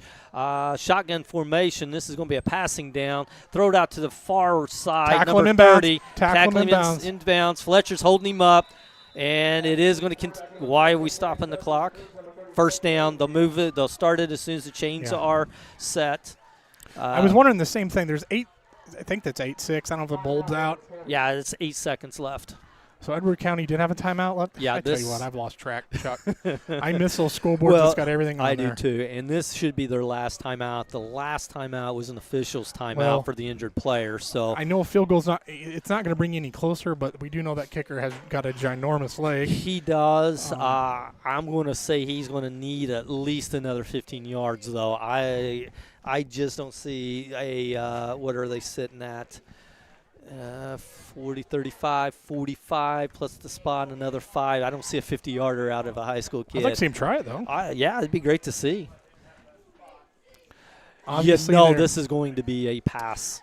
He's in shotgun. And Coach Rude has put 4 defenders at the goal line. It's going to be a 3-man rush. Linebackers are about 5 yards deep as well, and it's going to be up the middle. Picked off by Fletcher, and he's got room to go, folks. He's got number 77 to beat here. He gets the sideline all the way out of bounds at the 40-yard line as time expired. Oh, my goodness, would that not have been huge to close out this first half of football? Wow. I honestly – number 7, you want to talk about the big 77 was booking it. That boy had some speed to him. he was closing ground really quickly. I'll give him some credit. Oh, there's a good looking, like I said, a lot of happy kids over there wearing the white with the orange paw tonight. Absolutely. Hey, they're going to put 20 minutes on this clock for halftime.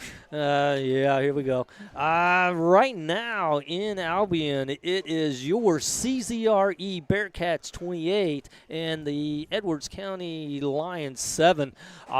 Impressive first half of football. We had one hiccup offensively. We had one hiccup defensively. Yeah.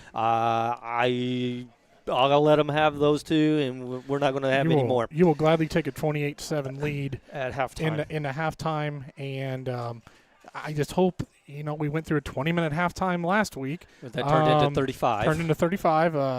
I'm hopeful that's not the case, and we lose any momentum, but we do get the ball. So. And don't get us wrong, folks. This is their homecoming. This is their senior night. They're going to have ceremonies, and absolutely. But it's difficult to sit for 20 minutes and try to come back out. It's hard. I go back to there should be a rule. The Black Diamond Conference needs to get together and be like, if you're going to do a halftime, or you're going to do something like this, it's all done before the game. Halftimes are 10 minutes no matter what. Yeah. Because Christopher did it and Cesar did it. When we were at Cesar's homecoming, they do a 10-minute. They get it all done before the game. Yeah. That's the way it should be. We should not be forced to sit through these long half times. I'm done, I guess, off my soapbox, Chuck. I'm good. Maybe we need to take a break. That's going to be perfect time. my wife is down. I can see her down in line for food, so I'm signaling to her to get me something to eat. My middle daughter is saying, "Don't hear you. I don't hear you." So hopefully they pick up on the fact that we're hungry up here. So we're going to take a short break here. Let this halftime ceremonies play through. Something going over on the far side I just picked up. The referees have not left the field. They are talking on our sideline, and Coach Gray is there. They're talking. I can't tell who else they're talking with, but I'm not sure what's going on. Maybe they're discussing that play that you talked about with the Jared Perez sent me a message and said that it is up to the IHSA official to determine if an ejection is warranted. The only thing where I'm thinking the officials are sitting over there is because they don't have a place to go, maybe? Well, that's a possibility, but they're all gathered around and they're talking. And I think I see a Bearcats. Is there a Bearcat coach in the middle of that? No. You zoom in? Yeah, you're zooming in. They're in the blue hat. Who is that? That's not a Bearcat guy. So I don't know what's going on, All but right, we'll let that go. We're going to let them enjoy their homecoming ceremonies here. Skylar and I are going to take a short break. We'll come back in probably in about 10 minutes, and we'll be back in, and we'll talk about the first half of football. From Albion, we're at halftime. Your CZRE Bearcats are up 28-7 over the Edwards County Lions.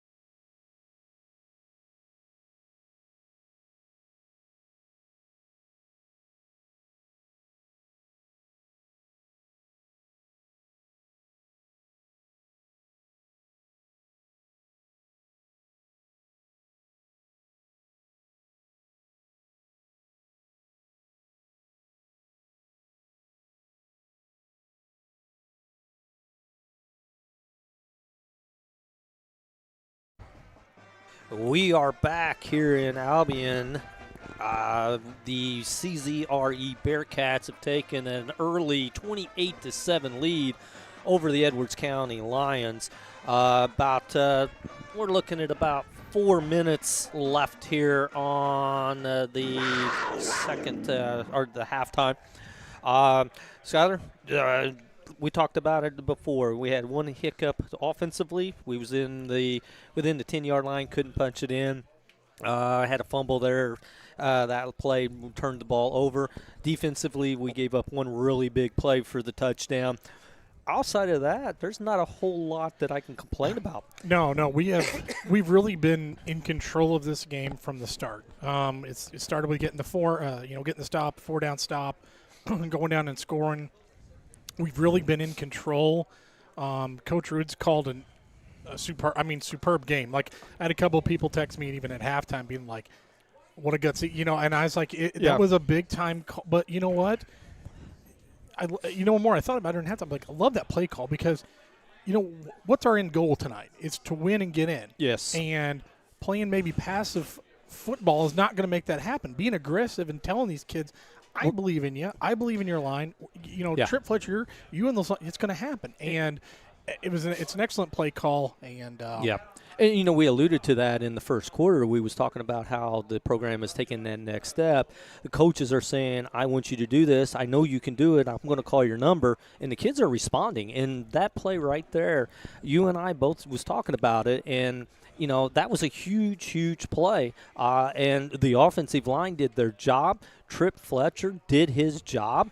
It also because of Coach Rude that believed in that this was going to work. And we've talked about, like, changing the culture. And, we were down there talking with Jeremy Huey at halftime. And his dad, Doug, put a message out last week on Facebook that got shared. It was talking about our JV team. The record is 2-6. That doesn't reflect the season. They lost 3 games by 9 points.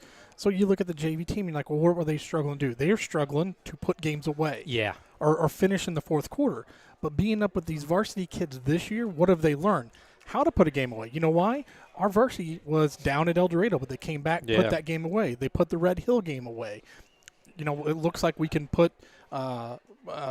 we blew Hamilton. We were up, tied with Hamilton County at one point in the game, then we ended up finishing strong. Yeah. So the varsity team is learning how to close out these games, developing that. The JV kids are seeing that. They're going to continue to develop. It's going to be hard to replace the seniors that we have. Absolutely. They are good.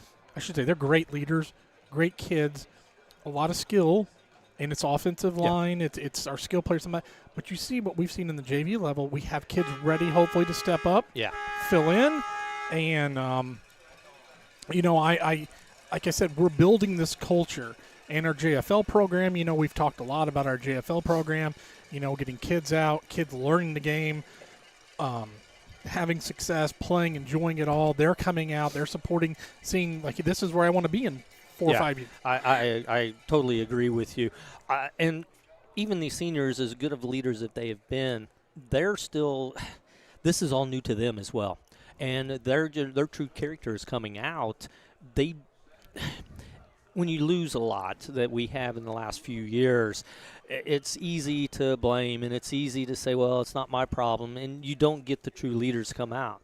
And now we've had that leadership step up. John here wrote an excellent article in the Southern, and it showcased those leaders, at least our skill leaders, and we have leaders on that offensive line as well, and that have really stepped up as well. And that's what you're just happy for these kids because – a lot of the current sophomores that were freshmen last year, they were part of that team. They didn't get to experience any wins. You have juniors who have started since they were freshmen. Yeah. I think of Tripp. I think of Noah Wilson. I think of Parker Hoy. I'm sitting there thinking about some of those guys. Like, man, they don't have a win in varsity this year. Now look at, they're half away from saying we're going to get to play a playoff game. And then you got, like, your seniors, Savita, Schlakey, Butler. Some of these guys that have been playing for 4 years now, and they had 2 wins coming into this, and then they're saying we're the group that's going to get this back on track. And like I said, I'm I'm excited. I'm not looking past this season because this has been a blast to be up here to call these games. As of right now, it is looking like we're at least going to extend our season by at least one game. I'm not going to go out and make that call just yet because anything can happen. Anything can happen, yeah. As of right now, it's trending to that direction. But I am also, like you talked about with that JV squad, all the good things that we saw, and you pair those younger kids with these juniors who are going to be now have that taste of that of a winning program. And I think you're going to have a lot more kids in the weight room this summer. You're going to have a lot more buy-in. You're going to see the program begin to grow in numbers, not only from our Christopher kids, but also from our Ziegler and also our Elkville kids. I think we're going to get more numbers even next year. Success, That's an excellent point that you're talking about, though, because, the Elkville situation came on very late. Yeah. I mean, it was like almost to the point we were in summer when that agreement all came out. And we've seen a lot of Elkville kids come out and contribute both JV and varsity. Yeah. And we've seen a lot more Ziegler Royalton kids that are coming out. And that there's kids, like I said, if we do hang on and win tonight, come Monday morning how many kids in Christopher and Ziegler and Elkville are going to be walking in knowing they're playing an extra week of football. And every kid who's not out saying, I want to be a part of that. Next year I'm going to be a part of that. I can't wait till tomorrow in the morning for the kiddie parade. At the parade tomorrow night, I want to hear every Bearcat fan that is in Southern Illinois there when those boys walk down that street. I want to hear it because they deserve it. They're earning that right for the people to come out and support them. We're getting ready to kick off here in Albion. We got just a few seconds here before we start. I want to run through some scores while we're lining up for the kickoff. It is DuQuoin all over Murfreesboro, 33-0.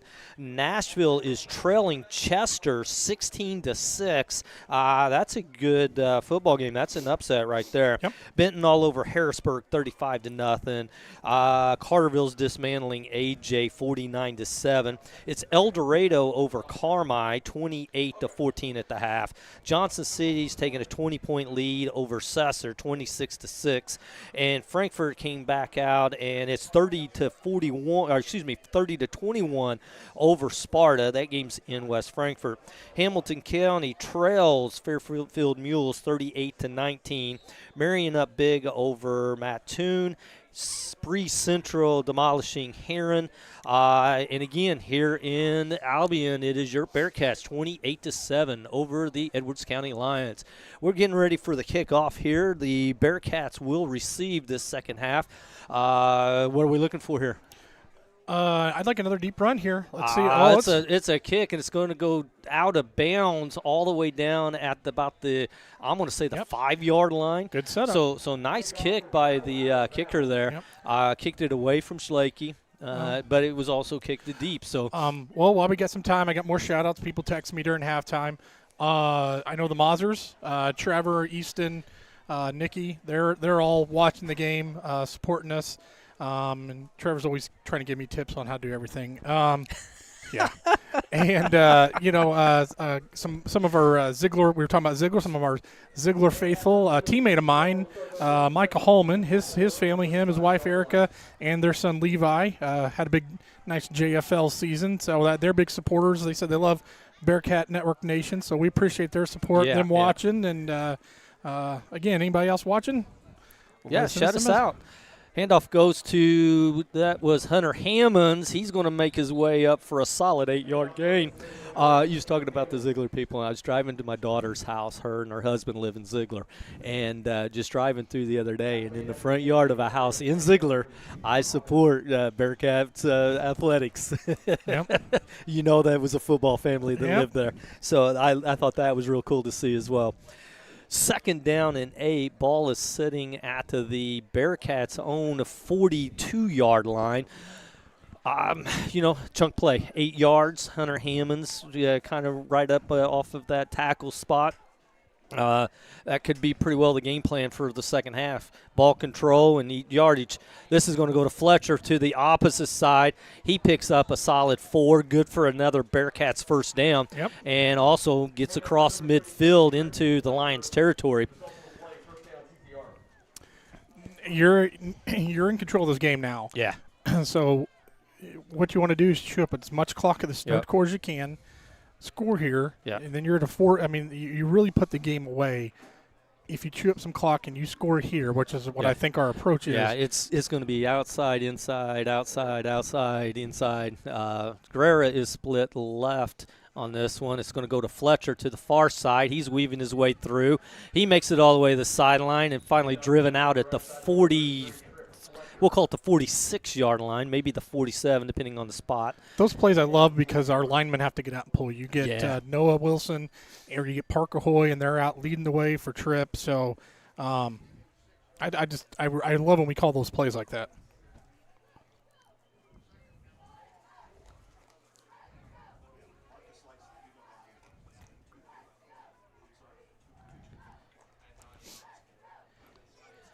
I did get we was talking about a play earlier in the first half that we thought might have been a targeting play. I got a clarification on a rule that says that in high school, if it is deemed to be a targeting play, then it is an automatic ejection. Oh, my goodness. We picked up a nice gain, but the ball was stripped out of Fletcher's hands and returned about another 10 yards in the opposite direction by the Lions. Wow. That's kind of a fluke play. He just ripped that right out of Fletcher's hands and took off the other direction. Well, now your defense has got to get out there and get a stop. You got to put that you put that behind you. Made a mistake. Your defense has played well all game long.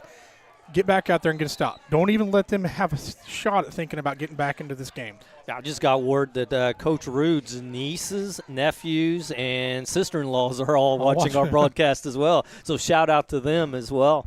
All right, so unfortunate turnover there by the Bearcats. The Lions are going to take over at their own 40-yard line, so not what we was anticipating. It's going to be a pass, a little screen pass, and it is dropped by number 12.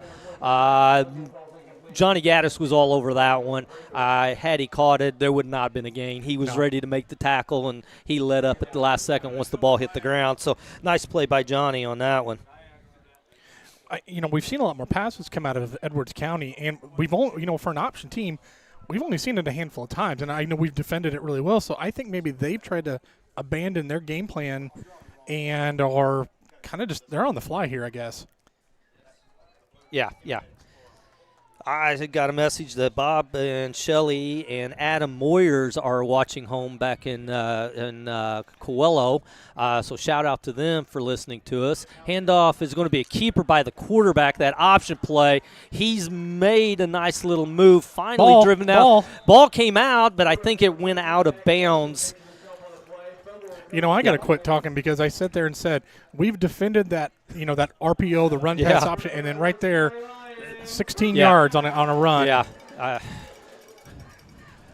Just something I notice about this team. You cannot, this Lions team, you cannot give them a spark of hope. We talked about it earlier, you've got to keep the gas on the pedal and keep moving the ball. Unfortunate situation. We got the ball stripped from us, and that's kind of the spark that these Lions might have needed. 1st and 10 for the Lions. Ball at their own 44-yard line. Handoff inside to number 5. He's weaving and cutting away. Makes up a solid 7-yard gain. So right now, there's been a bit of a momentum shift. We can kind of tell. Yeah. You had everything going for you, and then all of a sudden you get that shock turnover, and now you're a little bit on your heels here. They're starting to move the ball, gaining a little confidence. So which one of your guys is going to step up and make a big play here and put an end to this? Yeah, and you're not trying to make excuses, but I keep looking at like Noah Wilson, and I see Frankie Guerrero over there, and they're trying to stretch their legs out. And it makes you wonder that extra 8 minutes of halftime, what effect that has on just sitting around. So here is the option again. Number 5 comes to the near side. Brogan Mitchell forces the runner to turn inside, and as soon as he does, Noah Wilson and Gage Slakey there to make the tackle. Yep. So it's 3rd and short. I mean, obviously they're in 4-down territory. Well, they're going to be in 4-down territory the rest of the game. Yeah. I would be shocked to see them punt again. Going to bring up 3rd down and 1 for the Lions. We're in the 3rd quarter, 8:36 and counting.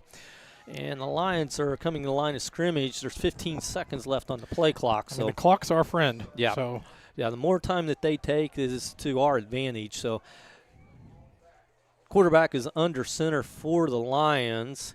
It's going to be a keeper up the middle. They was just trying to get the first down. I don't know if we got it. Depends. It looks like it's going to be really, really close. I think we're going to have a 4th down play here. We are. Yeah, they're short. We stopped it down. just short, so it picked up about a half a yard on the play for the Lions. Definitely, they're in. They're definitely in. Measure. We're going to measure. Okay. Looks like we're going to get an official measurement on the play. See how much I can zoom in on this stretching of the chains. I don't know. I'm thinking it might be. It's going to be short, I'm thinking. Wow, that's close.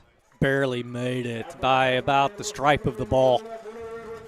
So the nose of the ball was just over. That's all that matters. So Lions pick up the 1st down on the quarterback keeper. But as soon as these chains get set, this should start the clock again. Yep.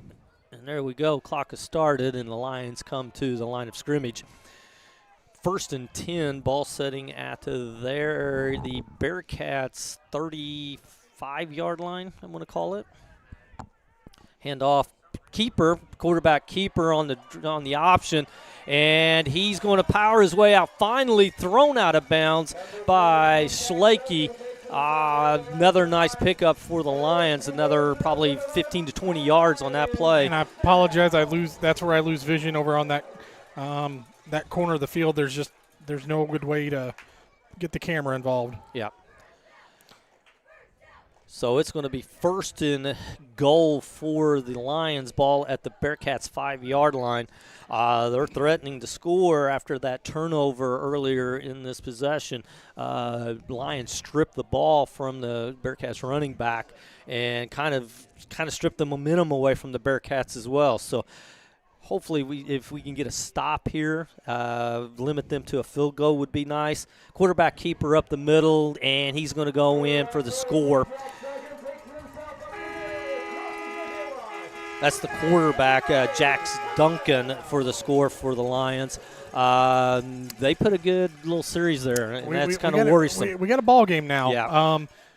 And I hate to say that, we talk about closing out games. You're driving down the field, you make it 35-7. It really makes it difficult for them to want to, have any type of effort. But now, not only do we have a turnover, they go down and score. We're back to two-score game. Yeah, this is lining up for the extra point. The kick is up. Man, he's got a nice leg. No good though. Yeah, it was good. Oh well, the one official was waving it off. The other one signaled good, and the other one. Well, it was good. Was there a penalty? No one's leaving the field on this. I don't see a flag. They're talking. Illegal shift against Edwards County. County. Moved again. They did this earlier. Okay. They're just trying to get their kicker some extra practice. He's got the leg to get it there. That thing is going to be good from. I say he's got every bit of a 35-yard leg. Maybe even more. He kicks it with authority. Yeah. All right. Kick once again attempted by Hensley. This one's a little bit farther back. It's a high snap, but good. Oh, and that ball was blocked. Okay. That ball was kicked right into the offensive line. He didn't get any height at all. So snap wasn't the best. The holder had to go up and get it and get back down. We'll take that because now they're going to need a touchdown and a 2-point conversion at some point. Exactly. So here with 7:43 here in the third quarter, Lions put a score on the board to make it 28-13 in favor of your CZRE Bearcats. Well, and nobody should have thought that we are going to come in here and Edwards County not have pride and just roll over for us. Oh, and, heck no. And they're showing it. They're not going to give up. They're not going to just let us waltz into a victory and into a playoff game. So, like I said, there's a lot of football left. But it'd be nice. We need a good statement drive here. Get downfield, no turnovers, no penalties, play a clean, put it together a clean drive, and I'm telling you, everybody talked about, but you and I especially at the beginning of the game, about this is not your typical 2-6 football team. They got some elements of a good football team, and they've just kind of come up short on. Oh, look at that! Look at that! Look at that! Get it. Oh, Memphis Pontius. Memphis Pontius picks it up, and he's got the sideline. He's got one guy to beat all the way down to the 30-yard line. Memphis Pontius with a huge return on the onside kick attempt by the Lions, and Pontius makes them pay. Chuck, I wasn't even, ready for that. I wasn't either. All I saw was the ball bouncing and Memphis barreling his way down the sideline to pick that ball up. I even missed it on the camera. Oh, so my goodness, folks. Anybody watch it, I apologize. They were huddled up, and they broke the huddle and just sprinted right towards the kickoff. Yeah, it was kind of a surprise element. And your linebacker / offensive guard, Memphis Pontius, just takes it. That was a huge play and a huge awareness by Memphis. Wow. Oh, my goodness. Man, I'm not going to be able to give him a hard time at all anymore. Absolutely not. I take back everything I say about those large number of guys with the ball in their hands. Memphis did an awesome job. This is Fletcher dancing around. He cuts it back to the opposite side. Oh my goodness.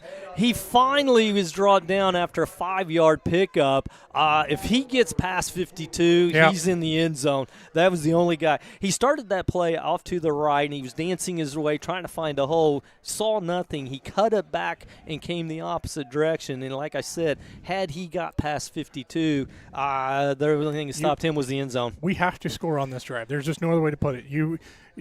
I would say a fluke play. That's kind of what it was on that kickoff. It was. Has put you in unbelievable field position you weren't expecting. Yeah, and it punch does. it in here. Yeah. In that play by the Lions that they scored off of, that kind of sucked a little bit of our momentum. Our Hunter Hammond's on the carry. That's getting back to your bread and butter. Yeah. That's kind of that off tackle, and he just cuts it right back up the middle. Solid pickup on that play as well. When all else fails, just hand the ball off to number 8 and tell him to go forward. Yeah. And the good thing, when we have the ball like this, we can run that play clock all the way down. Yeah, we still got a 2-touchdown lead. So yeah, milk that play clock. Tell them don't break the huddle till 15 seconds and get up. Snap with about 5. It's 3rd down and 1 for the Bearcats. Ball sitting, I'm going to call it the 21-yard line. This is the Fletcher. He's dancing his way through again. It's hard to tell from here, but he's going to be close to that 1st down. They're stopping the clock here. My apologies, folks. It's going. Yeah, they're going to give him the 1st down. Okay, so again, now you got fresh set of downs. Run that play clock, and even though the play clock's already running, the chains weren't set yet, but that's fine. That's fine. Fletcher checks out, and it's Landon Butler who's checking in, so he's going to be in that wingback position. Frankie Guerrera is going to split out far to the left side, bottom of your screen here, and it's Schlake to the top right side. Handoff's going to go to Butler. He's going to weave his way to the outside, made a nice little cut back in, and a solid, I'm going to give him probably 6, maybe 7 yards on that carry. That cut, I wish I saw what number through that outside block. That may have been, was that Brody Richardson? I think so, number 81. I'm looking on the. Yeah.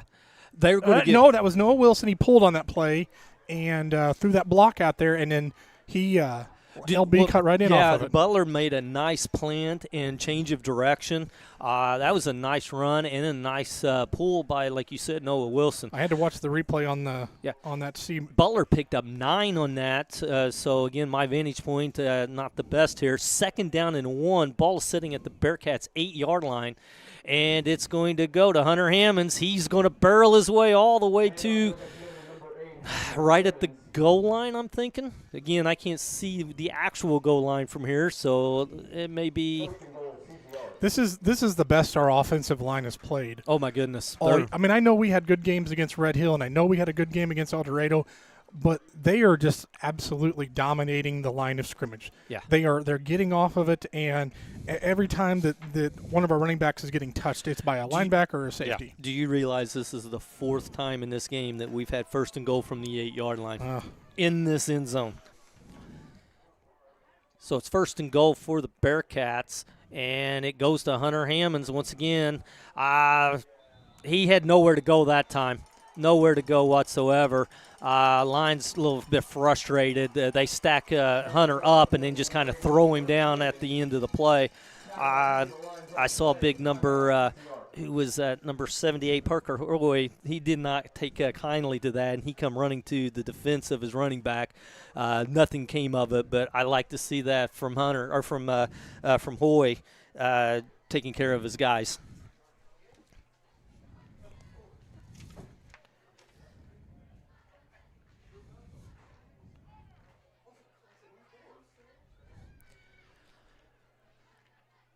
Whose timeout was this? I think we took that. Timeout, Bearcats.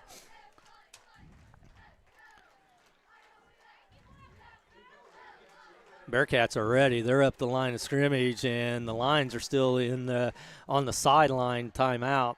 So Coach Rude has the play he wants, and he's ready to get up and execute. With the clock stopped, I'd say the Bearcats probably do a quick snap on this. Don't give the Lions much of a chance to get set in their defensive formation.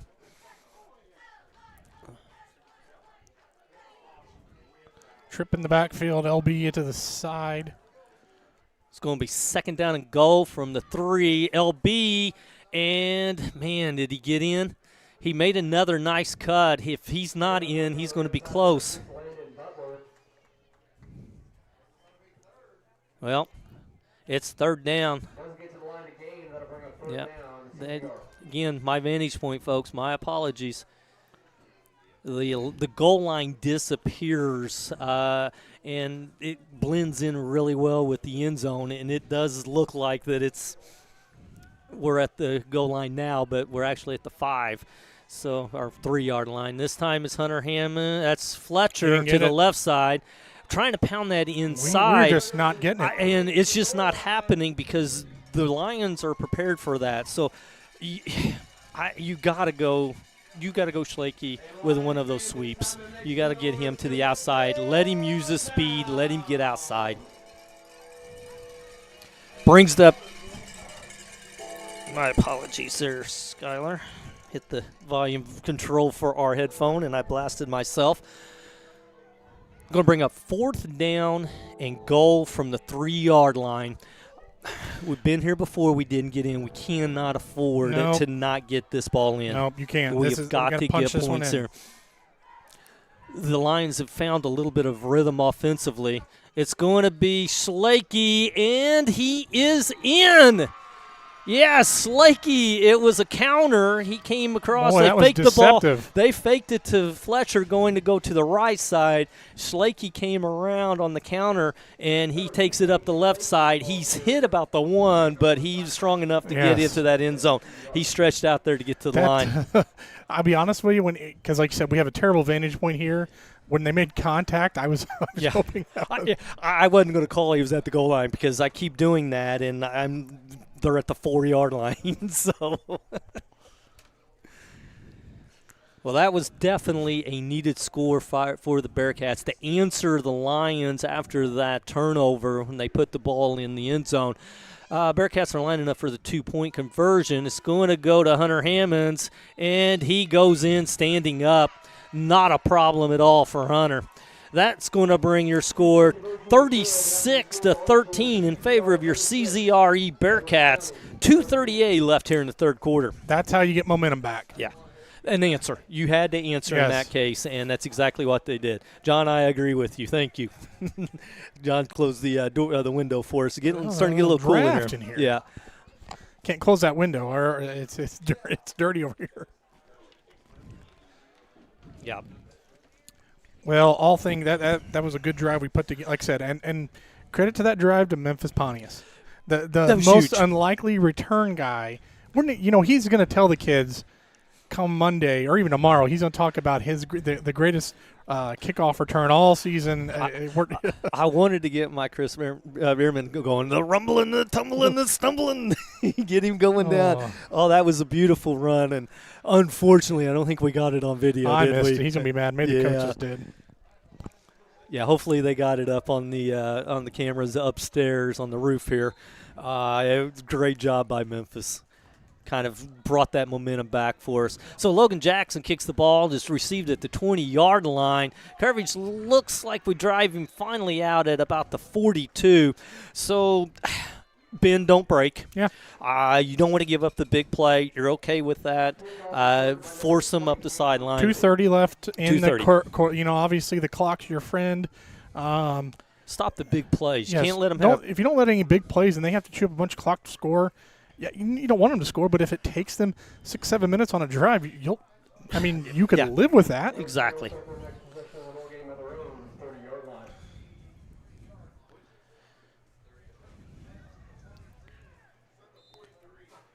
I don't feel so bad.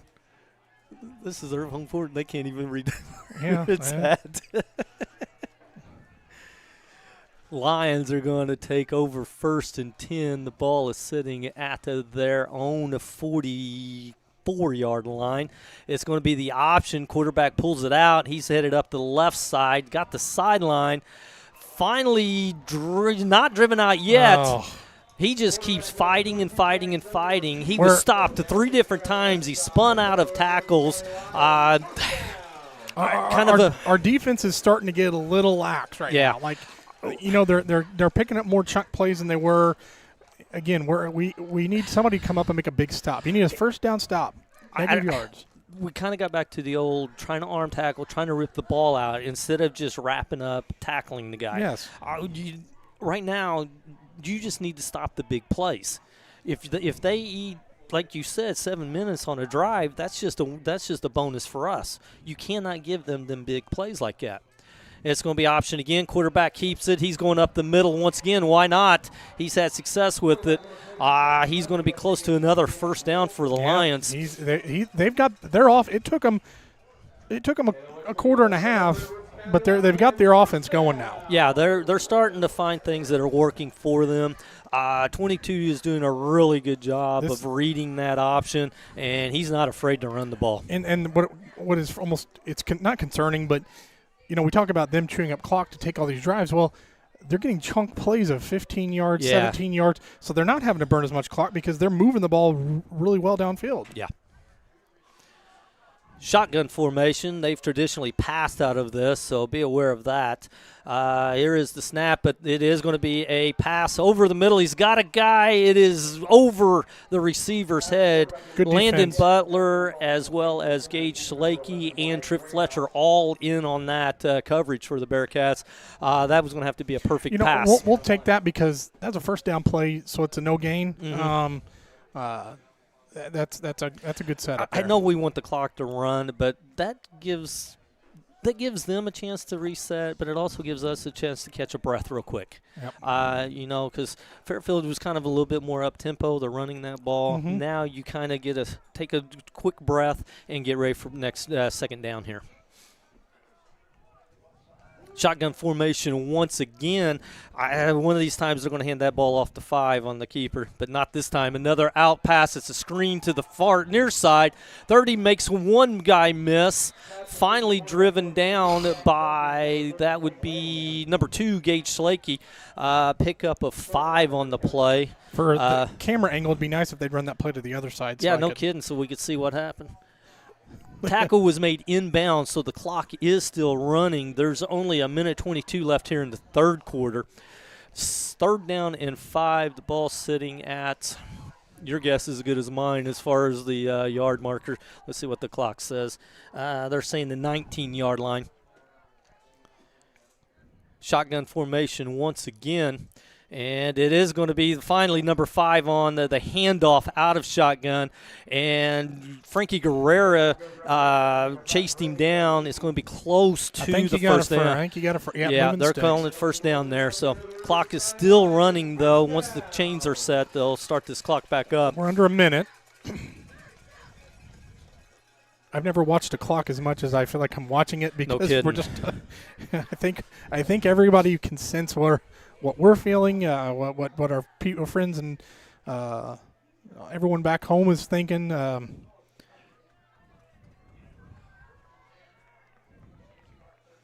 be a good time for a fumble, an interception, something like that. Yeah, a big stop, a sack, drop, handoff. Keeper by the quarterback, number 22, initially maybe about a 3-4 yard pickup, and then a slew of Bearcats kind of stack him up, push him backwards. Looks like the forward progress is going to pick up. What are they going to call it here? And that's going to be the last play. Yeah. So we are one quarter 12 minutes. 12 minutes, 12 folks. minutes. Pick up a 4 on the play by the quarterback, number 22. That is Jax Duncan. Man, he's quarterback, but my goodness, he's a pretty good running back, too. Yeah. 6'2", 200 pounds. So he's a load. He's definitely a load. I like the way he runs the ball. He's got a decent arm with him. So, I mean, he does a pretty decent job there at the quarterback position.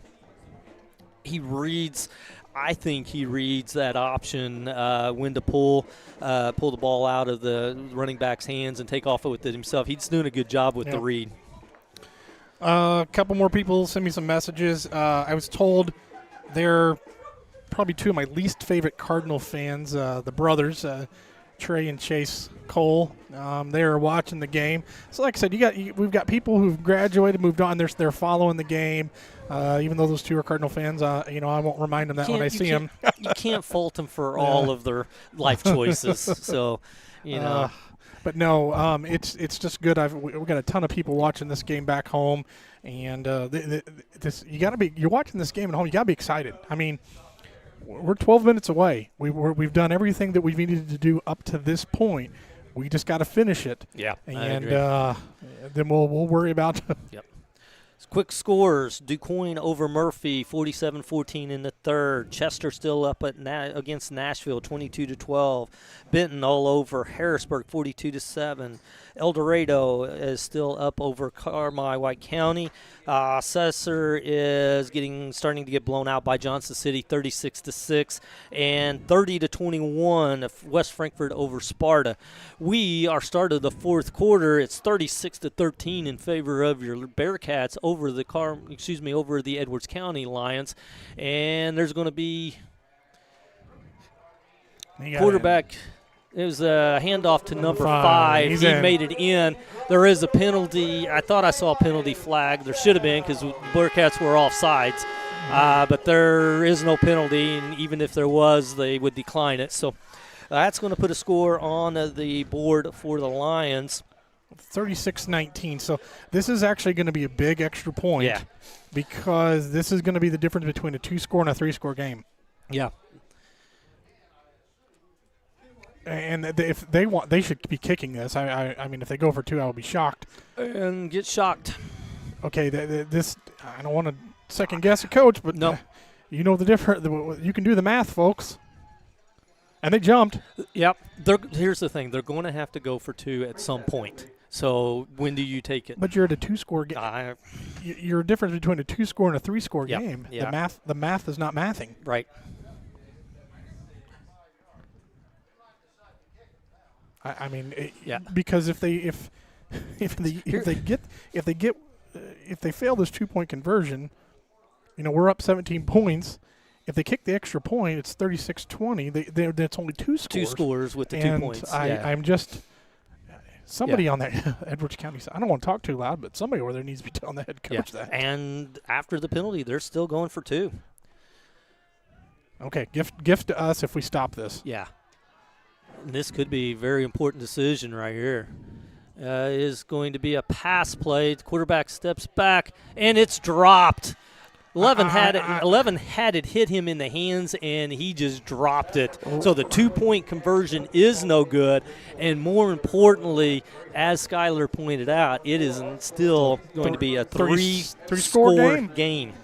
Okay? I rarely do I get baffled by a coach's decision, but that one from Edwards County, I can't believe somebody didn't radio in and tell him. Yeah.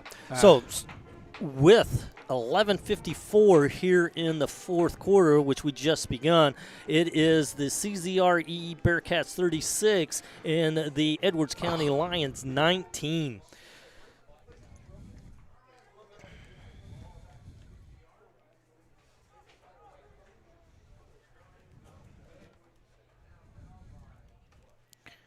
Well, now you're really just wanting to run that. Put a drive together like you did the last time. Put something together like 4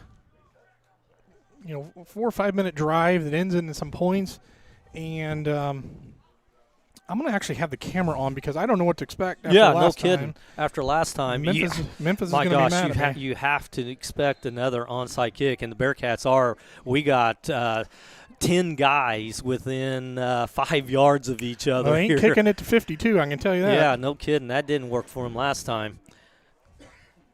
I think Bearcats, you're not trying to return this. You just get the ball in your hands and you get down on the ground.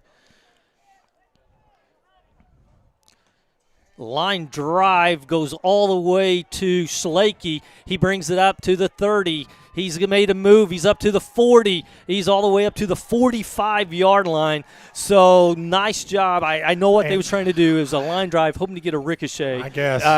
They're trying to target somebody and get it to bounce off of them, but it goes right to Schlakey. And that worked out well. Yeah, that's a nice 30-yard return for Schlakey. Brings it up almost to midfield. Ball sitting at the 46-yard line of the Bearcats. I'm going to go ahead and say it. If we can score here and get the 2-point conversion, get 8 on that board, 44-19, that's a 25-point lead. That's 4 scores, Chuck. Well, I'm going to say I won't feel comfortable until we have a 4-score lead with less than 10 seconds left. All okay, right. I'll feel comfortable at that point. Savita under center. The ball goes to Fletcher. He's trying to find room on the right side. Nothing doing. Loss of 2 on the play.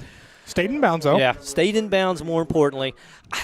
I don't know. I know the pros and cons. I just don't understand trying to run those outsides to the short side of the field, especially when you got speed guys like Fletcher and Schlakey who work in space and can make things happen in space. We really haven't seen Gage run the ball. A couple weeks ago, he got around the corner, the edge, and it was really successful. And we've had a lot of success with Hunter and with LB. So now Schlakey is on this near side. He's going in motion. It's a handoff to Schlakey. You called it. He's trying to get to the outside. He gets the line. He's back at the. Oh, there's a flag. There's all kinds of flags being thrown there. That's away from the play, and I'm not sure exactly who did what. I lost. That's coming back, folks. Yeah, they're going to call personal foul or holding or something. Yeah.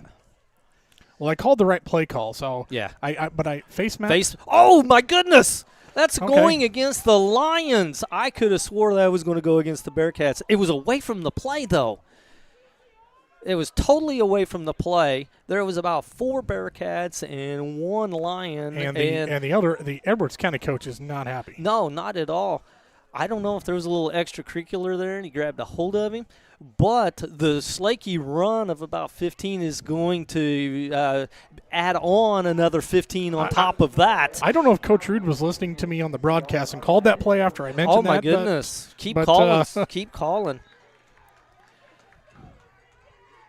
So that puts the Bearcats in good field position. They're going to have 1st and 10 from the Lions' 40-yard line. So nice run by Schlakey. Add on the face masking penalty from the Lions, and we got things moving again. Clock is running here in Edwards County, and it's going to be a handoff to Butler. He's going to get to the outside. He's all the way down to the 20. He's at the 10-yard line. Tiptoes the sideline. Touchdown. He's in, folks. He's in. Landon Butler What a on a run. 40-yard touchdown run, tiptoed along the sideline. Nice job, Butler. Oh, I'm telling you, we have had that when you run to that far open side like that, and you've got your playmakers, your skill players can make that. And that's what's been tonight. Your skill players have just stepped up, whether Yeah. it's been Tripp or Hunter Hammonds or we talk about the Southern Illinois article. It's been all of them. Yeah. They've all done exactly what is expected of them. They have accepted their roles, and they're thriving in those roles. I just can't. Phenomenal job so far. Going for two, the Bearcats are. You got Frankie Guerrera out wide. It's going to be Hunter Hammonds trying to drive his way, and he is in for the 2-point conversion. Okay, there's your four possession score, Chuck. Yep, there's the 4. Now I just got to get down to 10 seconds, and I'll breathe a little easier. My goodness, I cannot just speak enough about Hunter Hammonds and how tough of a runner he is. My goodness, he got stood up at about the 1-yard line. He kept churning his legs, kept pushing. He had a little help from the lineman there, but they just kept moving forward, and next thing you know, he's laying in the end zone. So, I tell you what, we have Coach Rude's called a superb offensive game tonight. I mean, the game plan. No, he heard you on that last call, and he stole that from Maybe the am broadcast. I going to tell him that? Yeah, No. yeah, exactly. But he's called a superb offensive game. My goodness. Everything we're scoring on almost every Yeah. drive. Everything is working, Yeah. and I really. This is his best offensive game I think he's called. I think so. You know, it's and it's. I mean, he's pulled a few out that we questioned in the beginning, but then after it happened and it worked, is like pure genius. yeah. That run by Fourth down. that fourth down run by Tripp, and that call was just brilliant. The up back on the Took a knee. kickoff. Yeah, he dropped the ball and he went down on his knee to pick it up and We'll tried to take get that. up. So that ball is dead as soon as he touched it with his knee on the ground. The Lions are going to start at about their own 37-yard line, I'm going to call it. 10:43 on the clock. So, I mean, we still got a lot of quarter left, but Yeah. boy, do I feel a lot better after that scoring drive. Yeah.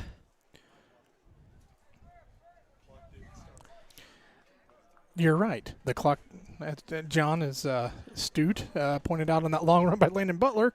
They never ran the clock. So so it was 10:43, and it's still 10:43. So that's okay. That's okay. John's got all the notepad, all the Yeah. good, all the stuff.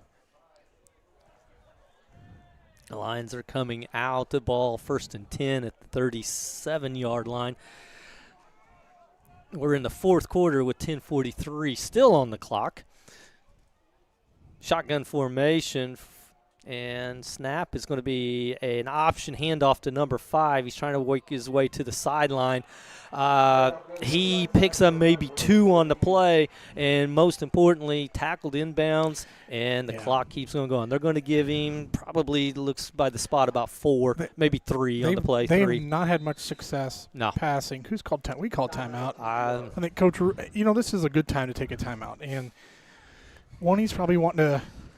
I got a feeling he's probably telling some of these kids, "Hey, let's check our emotions right now. Mhm. Like, don't get baited into anything at this point. Don't be the second man that gets caught. Yep. Take the high Use road. your head. You know where we're. You look at the clock, see where you're at. Let's not do anything to jeopardize it at all. Continue to play hard. Make tackles inbounds. I imagine that's exactly what he's doing over there. Is just giving them a good reminder. Of the situation, because we've not been here. We've not been in a situation like this.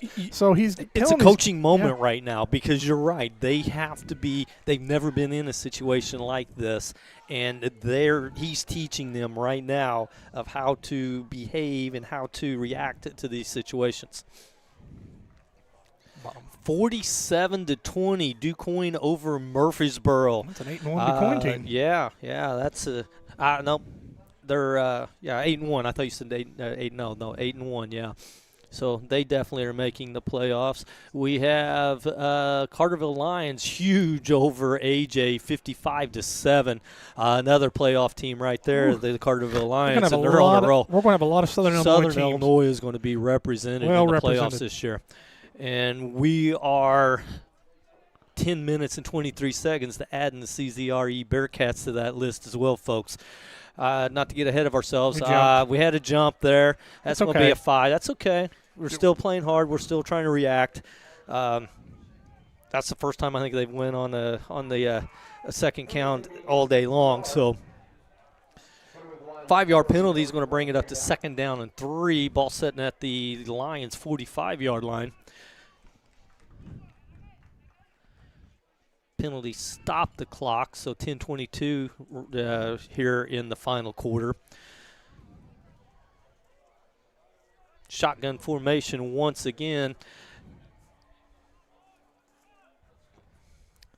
It's going to be a screen pass out to the near side, our sideline here. Running back cuts it back in. Minimal gain. He picked up about 4 on the play. Landon Butler on the tackle in the middle of the field. So you keep the clock running. They got the first down, but it wasn't a big gain. So definitely in our favor. This is what you're hoping for, what you're expecting.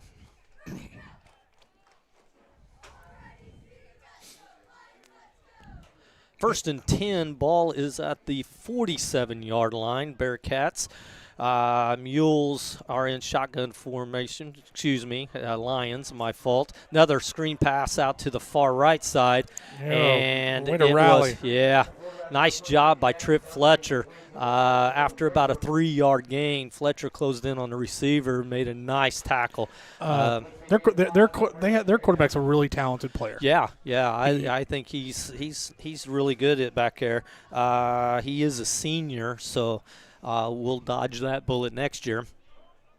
I've been really impressed with him. Yeah, I have too. We have faced some really, really good talent this year. I still go back to my opinion. I think Jace Weaver from Johnson City is still the best player running back I've seen all year. I won't be surprised if he's MVP of the conference. No doubt. 2nd down and 6 for the Lions. Ball sitting at the 44-yard line. There's option once again by the quarterback.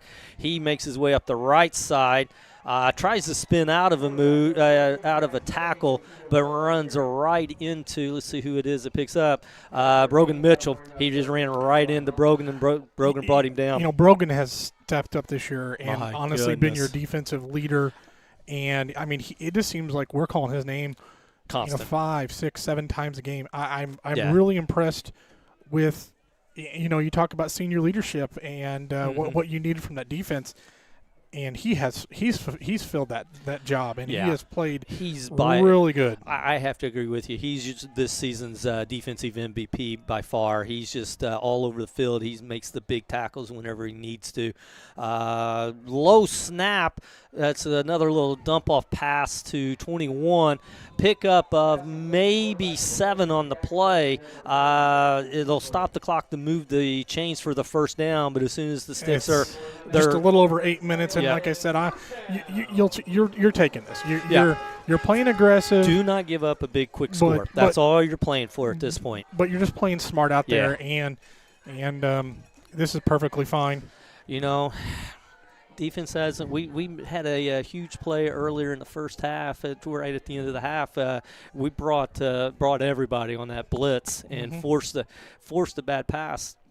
One of those is bound to happen here for too long. You almost have to think.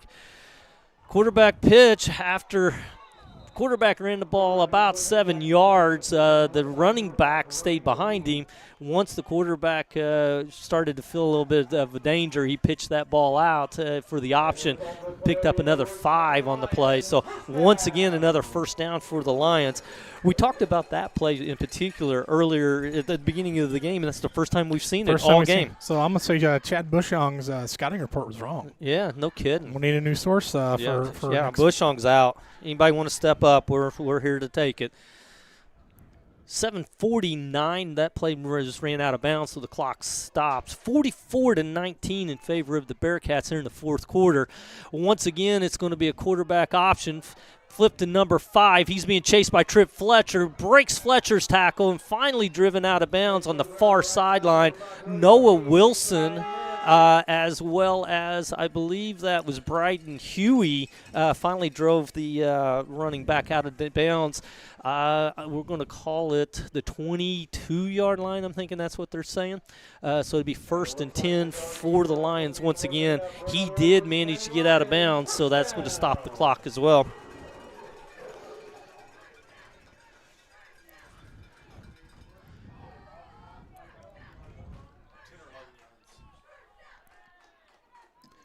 Shotgun formation. This has been their pretty well the entire second half. They've been in this shotgun formation. They'll run the option out of it. This is going to be a screen pass to our near side, and Landon Butler sniffs it out. Running back, or the receiver does make a nice little move, picks up a couple more yards before Jackson Gaddis and Trip Fletcher in on the tackle. Or is there angle? Are you pretty well done? Our camera angle, you might. There's just nothing I can do. Yeah.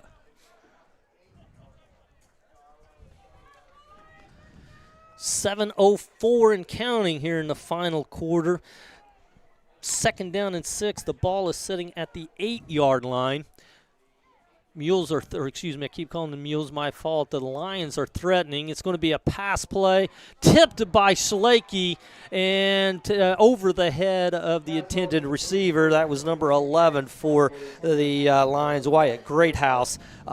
If Schlake doesn't tip that ball, that's a touchdown. You know, the thing about this too is this Edwards County team, I'm actually impressed. They could have folded up shop. Yeah. And they have not. They have gutted out. They're still playing hard, still trying to score, and you know that's a testament to those kids. Mm-hmm. 3rd down and 6 for the Lions. 8:48 left here in the final quarter. Ball sitting at the Bearcats' 8-yard line. Quarterback keeper. It's going to be that option to number 5. He drops the ball, and it goes out of bounds. I don't know where they're going to spot this at. You can't fumble forward. So then that's the right call. It's where he lost the ball at. 4th down. Yep. This is your stop. Just let's get the stop here, and then you get the stop. It's pretty much. Yeah, it's 4th and 4. Ball is sitting at about the 5-yard line is what they're saying on the scoreboard. Yeah, you get the stop here. You can say it, Chuck. It's okay. Not yet. I can't.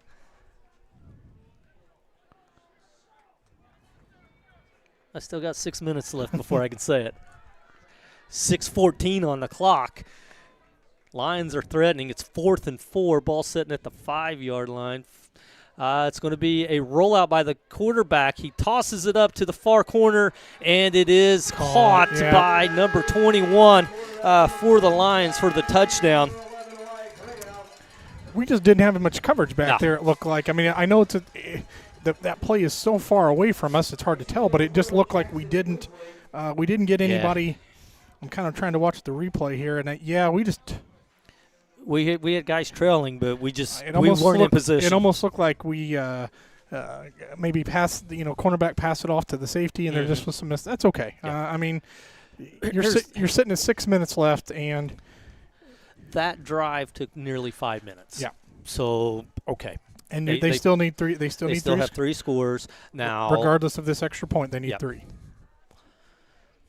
We have to recover whatever they attempt to do on this kickoff. Mm-hmm. We have to get the ball in our hands, get on the ground.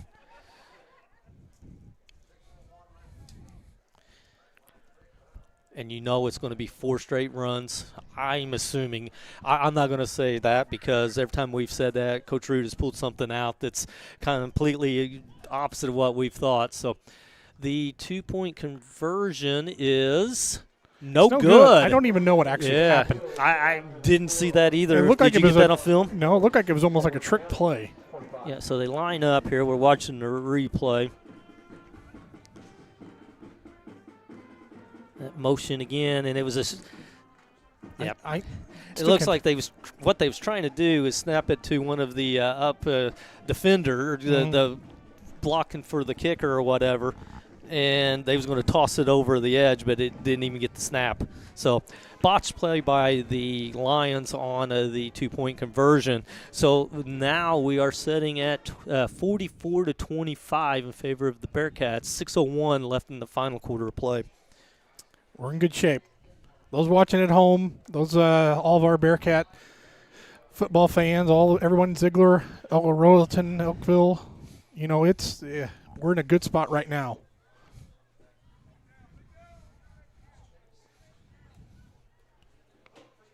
Definitely got the hands team along with Memphis Pontius, Yeah. the key return man for the Bearcats today. You put a couple guys deep, but you got see if they. We got 10 within the first layer here, and then we got Schlakey and we have Butler deep for the Bearcats. Bearcats are slowly drifting back, expecting another line drive kick, and that's what it's going to be. It's going to – there we go. Oh, don't be doing that. I saw what he did. Yeah. So Leo Tucker chased the ball down. It got over his head. It was headed for the sideline.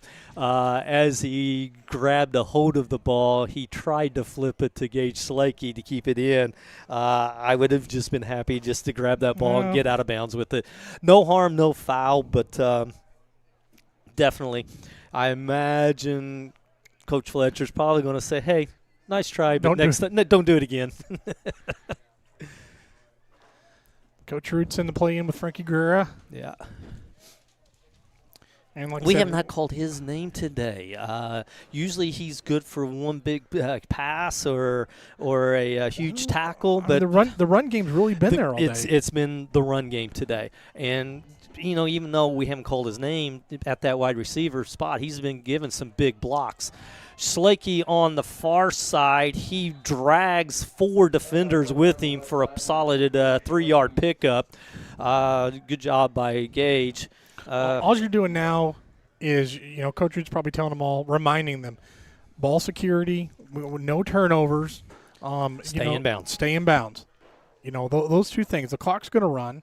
And, Edwards County's not at the point where they can even start using those 3 timeouts they've got. The only time you start using them is if you get a significant stop on a first down, maybe. But when you're 3 possessions down, which it goes back to that decision, but 5:12 left here in the final quarter. Handoff goes to Hunter Hammonds. No gain on that play, maybe even a loss of 1. They stack the box because they know we're wanting to run the ball. I saw basically 10 guys up near the line of scrimmage because they know what we want to do at this point. There is 4:45 clock running. We're doing an excellent job of running that play clock down to within 5-6 seconds. Exactly. And clock management for sure. They end up giving Hunter a yard on that play, so it's going to bring up 3rd down and 5. Clock is running. Bearcats get to the line with about 8 seconds left. This won't get snapped until it's going to look like about 3 seconds. Going to Hunter Hammonds up the middle again. He breaks one open and finally drove down at the 45-yard line, but that's good for a Bearcats first down. Resets the clock. Now you could sit there and start to do the math. 40 seconds, 40 seconds, 40 seconds. And, play clock's running, game clock's running. And one more first down, we'll steal it. But we're definitely in good shape. I would feel really good about a first down right here. It is 1st and 10 for the Bearcats. Ball under at 4. We are under 4. Their own 45-yard lines. As Skylar said, under 4 minutes. It's 3 minutes and 51 seconds and counting. Bearcats are at the line. There's 5 on the play clock. Handoff goes to Hunter Hammonds once again, and he finds room once again, still churning those legs. Finally stopped after a 7-yard gain. This is one of those I hope everybody watching either here or on, this is 17 years in the making when you say that. I know I always joke with Nick Batts. I'm like, Nick, you're the '85 Bears. You know, that's all we can go back to and say, you know, when are we going to get to hang a new banner? When are we get? And I know he's thrilled. You know, he's talked about he wants these kids to have success. Everyone does, but I mean, 17 years is a long time. Yeah. And you know, we have such a proud history of Christopher football. You know, it's been a rough go of things. But I'm thrilled for these kids. I'm thrilled for our community, everyone who's been a part of the football program. This is great. Handoff goes to Hunter Hammonds. Why not? He's got another 5 solid yards. That's going to be real close. I'm pretty sure he got the first down on that one. Depends on the spot, but we're under nonetheless. 3. Under 3. There we go. First down for the Bearcats. The ball is at their 45-yard line of the line. I just think about all the coaches that you know, throughout the years that we've had that are invested. You know, we've talked about John Kretz, Max McDonald, Bill Rogers, Mike Shapkoff, Jeff Gossett, Warren Rice, Buddy Velasco, you know, Anthony Hargrove, Nick Batt. I mean, there's just been Mike Fletcher's been on this staff for 20-plus years, I believe, and you know, for him to kind of get to be a part of this, I'm thrilled for a guy like Mike. Yeah. And you know, like with Coach Bays and Coach Davis, who stuck around with the new coaching staff, and I mean. It just goes on and on and on. Handoff goes to Slakey to the far side. He works his way up sideline. He's got his way up the 10-yard line. He's at the goal line. He's in for the score. And that is the cap off right there. That is going to seal this victory for the Bearcats, folks. That's a 50 spot, and that's going to send us to the playoffs. Those are things I just never thought I would say the start of this year.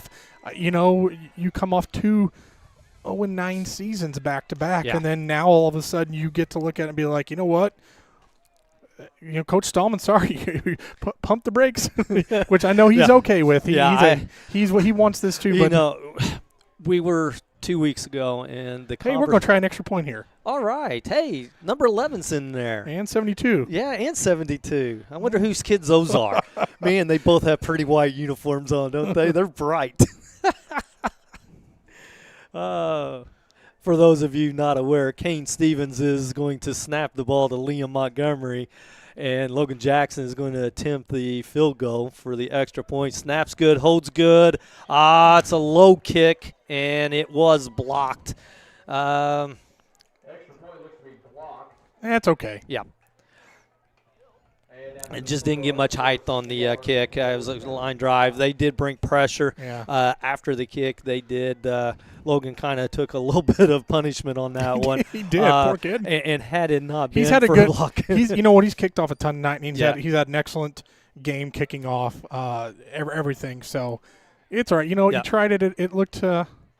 It's okay. Yeah. I'm thrilled. There's just so many. There's just so many people. It's just it's taken getting this program back to this point, and you know, Coach Rude's going to deflect to the kids.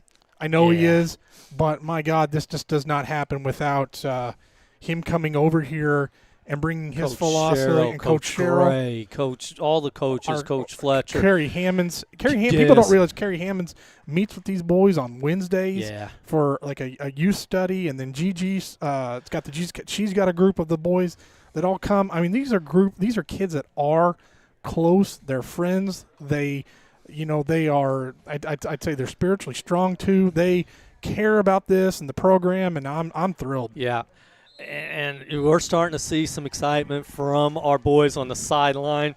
It's a deep kick, goes to 31. He picks it up at about the 20-yard line, works his way up the far sideline, finally driven out of bounds. Bryden Huey was with a nice tackle on that play. The kids are starting. It is starting to celebrate here, guys. I don't know. We're going to count this down like New Year's, as Luke sent me. We're at a minute 58 left. Are you going to be Dick Clark, or are you going to be Ryan Seacrest on this one? I'd really be like Rob Gronkowski when he's over there. Oh, no, the Gronk. The Gronk. No, I'm just, like I said, you know, especially these seniors. They have stuck with this program, probably wondering at some point, what am I doing? Yeah. And to get, you know, to be rewarded tonight. All of the hard work finally paid off. And finally. So for those also watching, I'll get into this because we got a little bit of time left. It was blocked. let's see, we got a minute 58. The clock will start on the first 50-25. play. All right. He's going to air it out. Ooh, long pass. Okay, so while we got some downtime in between the play here, just so those fans that know, there is tomorrow night. There is the fall. First off, I'm gonna throw out the Lions Club's doing their pancake breakfast. So get up there to the Civic Center. I think 7 to 10. The Lions Club breakfast. Get up there, support them. Then you've got the Kitty Parade going on tomorrow. Costume judging costume contest. judging, and then we have the Fall Festival Parade that starts at 7. From my understanding, our football team will be walking or in the parade, as well as at the Kitty so parade. I would say if you want a chance to just support, applaud. You couldn't be here tonight. I get it. It's a full drive, as Edwards County's taking their seniors off the field. Yeah. But if you didn't get a chance tomorrow night at the parade, that's a good time to come and see these kids and just let them know how happy you are for them. And then I agree. And everything. Yeah. And then there'll be a selection show that the IHSA does at 7. I believe it's 7:30 tomorrow night, or is it 6:30? 6. I'm not going to say. I There'll don't be know something for sure. between 6:30 or 7:30 tomorrow night that's going to release the pairings. We are expecting to be a 3A playoff team. Right. I'm not going to sugarcoat it. We are probably going to be one of the lower seeds. We're going to probably get one of the top 3 to 4 teams from every bracket. Everything I've seen or tried to watch or keep up with. We will travel. We will travel more than likely, unless we just get Pure lucky. pure lucky. But I wonder if Coach Good will maybe get some of his seniors off. He hasn't done it yet, and if he was going to, he would have done it on senior night. Senior night, but, yeah, because I didn't. He may, and here's the thing. I don't know if I do. Actually, he's going to put the seniors in, which I was sitting there and I said it backwards because I see Leo Tucker coming on. Yeah. So he's getting the kids that have bought into this, been here, and they're getting to be a part of the action. We're down to a minute 30, clock winding. El Dorado or Edwards County's not going to call any more timeouts. It's right. just They're content with getting the guys off the field and get through this game. Luke just texted me. He's like, Benton was moved up to 4A today. Who was there's that? a quarterback sack by. Yes. I see Noah Wilson and Frankie Guerrera. All right, we got to call him. Good Noah job Wilson's had a tremendous he's had a defensive great game as well. Played really well. I mean, honestly, this is, I think, Noah's best defensive game. I agree. Including that sack right there. Yeah, he's had a really good game today, as seems like every game. So Brogan we'll be, Mitchell's had a great game today. So Chris Monteith. Chris Monteith has had another big game tonight. So we'll be again, we're going to be I'm happy for everybody watching home, seeing this, because this is a community. This is 4 communities. Christopher, Ziegler, Royalton, Elkville. This is 4 communities that get to all have success because there's kids from every single town that are contributing here. And it's an awesome thing to see everybody be rewarded in all these communities, because Ziegler, we know they've got a state championship from the in the 80s, which John Kretz also coached. We know about all the playoff teams that Christopher has had before we co-op there. Elkville always used to put up a good fight anytime you'd go down there.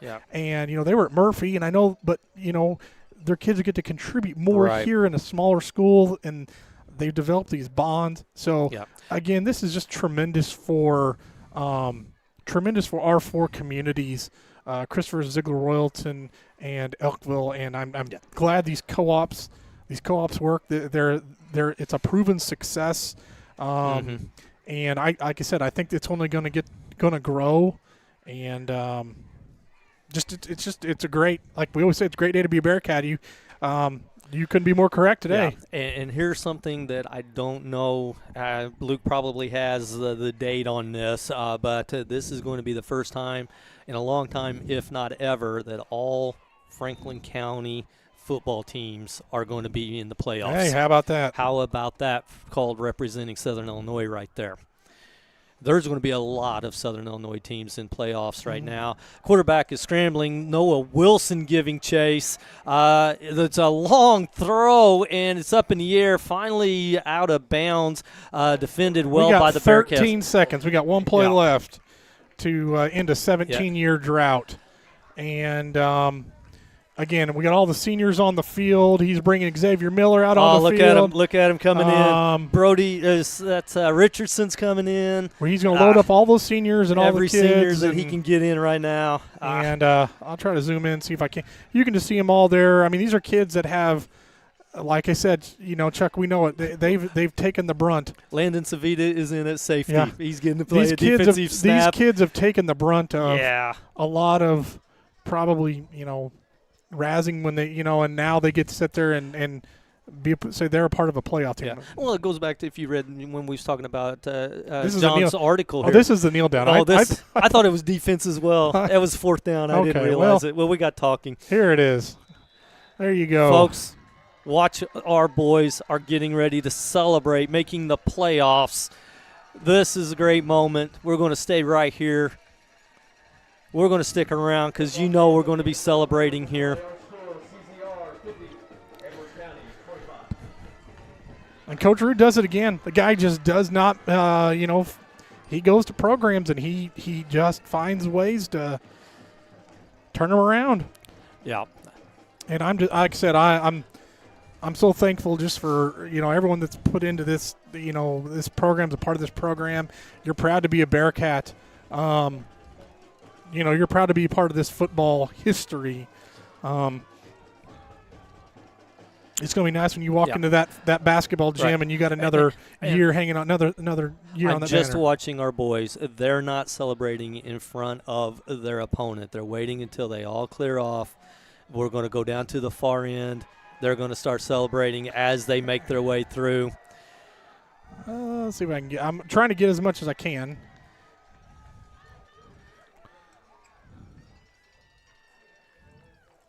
Last few of the Bearcats coming through right in front of the cheerleaders. Gage Slakey right at the very back of the line there.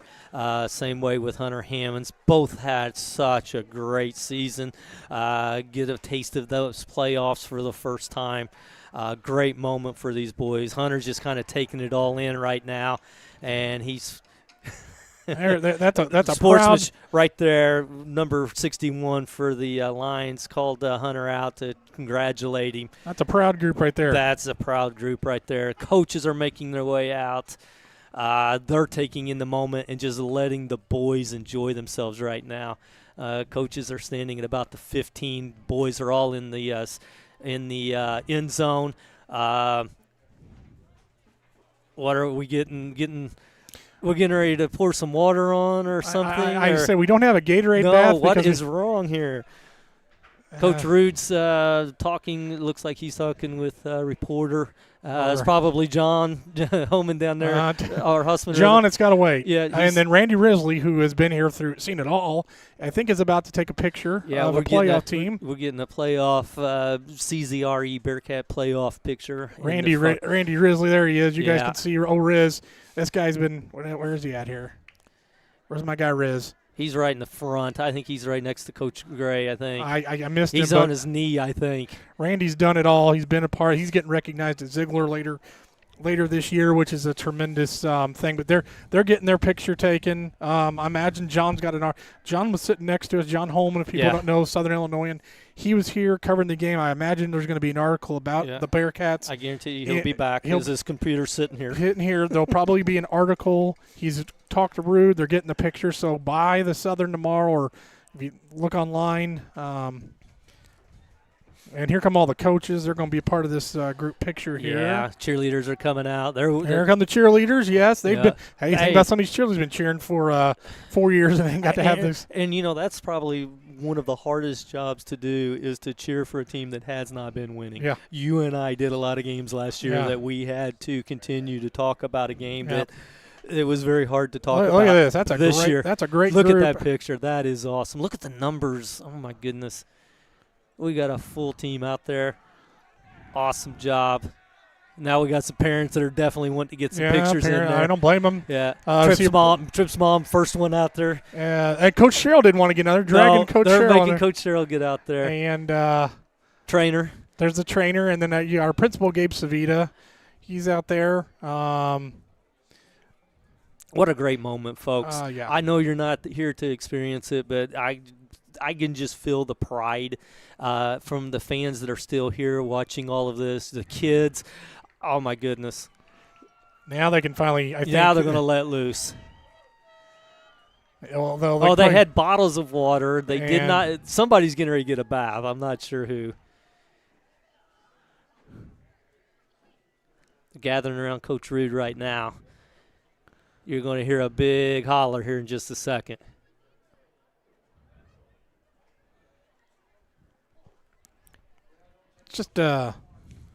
It's just a remarkable turnaround. 0-9 Yeah. to 5-4 in a playoff game, and everything these kids, like I said, started March 1st. Chuck, we know it. Yeah. They started. We announced Coach Rude was the head coach, going to be the head coach, and then the kids showed up and they started lifting weights and at then 6 in the morning. I know. In March, and we're talking. We had freshmen, sophomores, and juniors. Well, now they're sophomores, juniors, seniors, but Yeah. they're lifting all the practices in the summer, everything that these kids did, and they're being rewarded. They're seeing what this hard work, and I'm just see Matt. I think is that Matt Morgan out there. That's a Ziegler principal. Yep, like I said, that's you've got Gabe. We got Matt. You've got your schools represented. Adam Rosho's out there. One of our assistant ADs out of Adam Rosho. It's nice. Again, all of our sponsors that you've seen scroll through. Yeah. Well, they've helped be a part of this program. All the churches that feed these kids on Thursday nights. Tiffany Hobbs and Luke Sager, who make Bearcat Network Nation the way it is. We could not do this without Luke and Tiffany's technology. Absolutely not. Absolutely not. So thankful for them. Again, everyone that's listened to us over this year. We don't know what the situation is going to be if we'll get to do. Usually, there's some IHSA rules about broadcasting a playoff game. So we may not be able. We've heard that we possibly, depending on where the game is at, we may not be able to broadcast video. There is a possibility that we can stream our audio. I heard rumors that the 103.5 may be picking up the game as well. We definitely will keep you posted on all of that. If you do not follow Luke Sager on Facebook, make sure that you do, because he posts information about Bearcats football. He posts the links to the stream. He is your go-to. I'm quite sure that I'm pretty sure the school website or the school Facebook page. There you and go, all Chuck. of that. There you go. There we go. I saw the water go flying. Yeah, I did too. It's an awful cold night, but I think that felt pretty good, to be honest with you. Thrilled for these kids, Chuck, and I got nothing else to say other than we're a playoff team. Yeah, we're a playoff team. never- I want to leave it like that. I agree with you. Hey, if you are available tomorrow, come out to the Fall Festival morning pancake breakfast. Make sure that you are coming to the Kitty Parade. I believe that starts at 11, Skylar said. Your CZRE Bearcats will be at both that event as well as the Fall Festival Parade that starts at 7 o'clock on downtown Christopher. Make sure you come to that as well. Celebrate, folks. Your CZRE Bearcats are in the playoffs. This is Chuck Montgomery along with Skylar Stevens from Edwards County. Final score, the CZRE Bearcats 50 and the